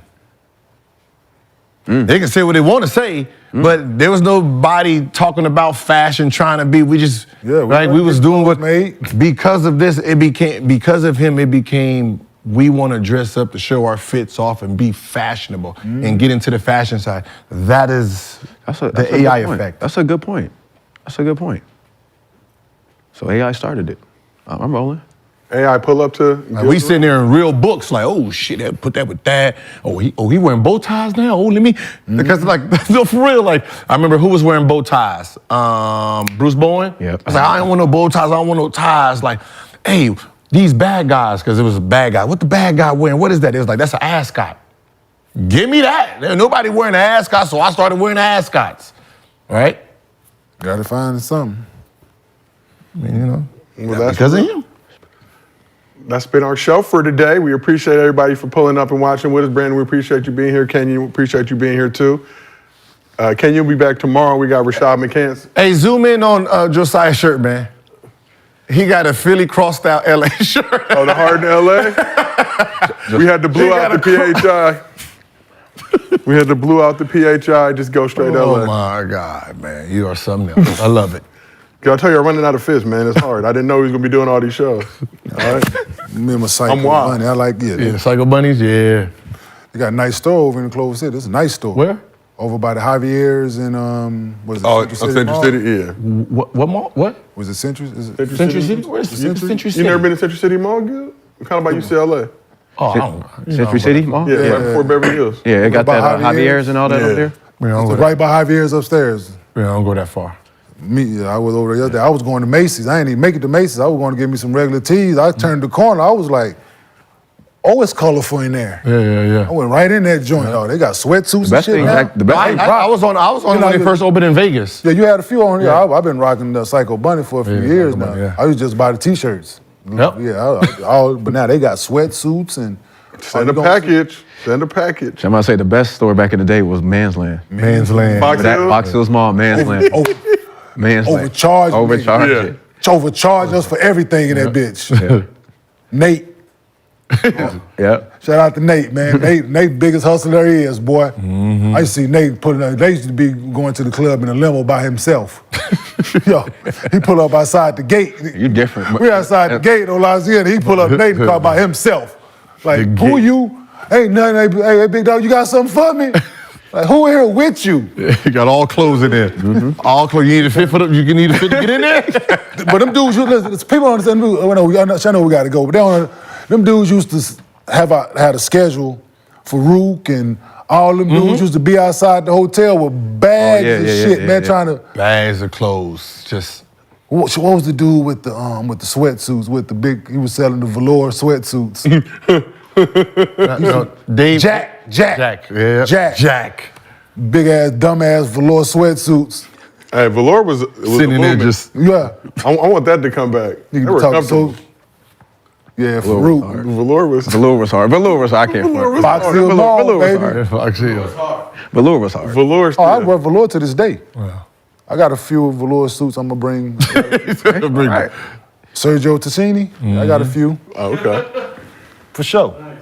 Well, that's been our episode of Gil's Arena presented by Underdog Fantasy. Whoa, whoa! We will see y'all on Thursday.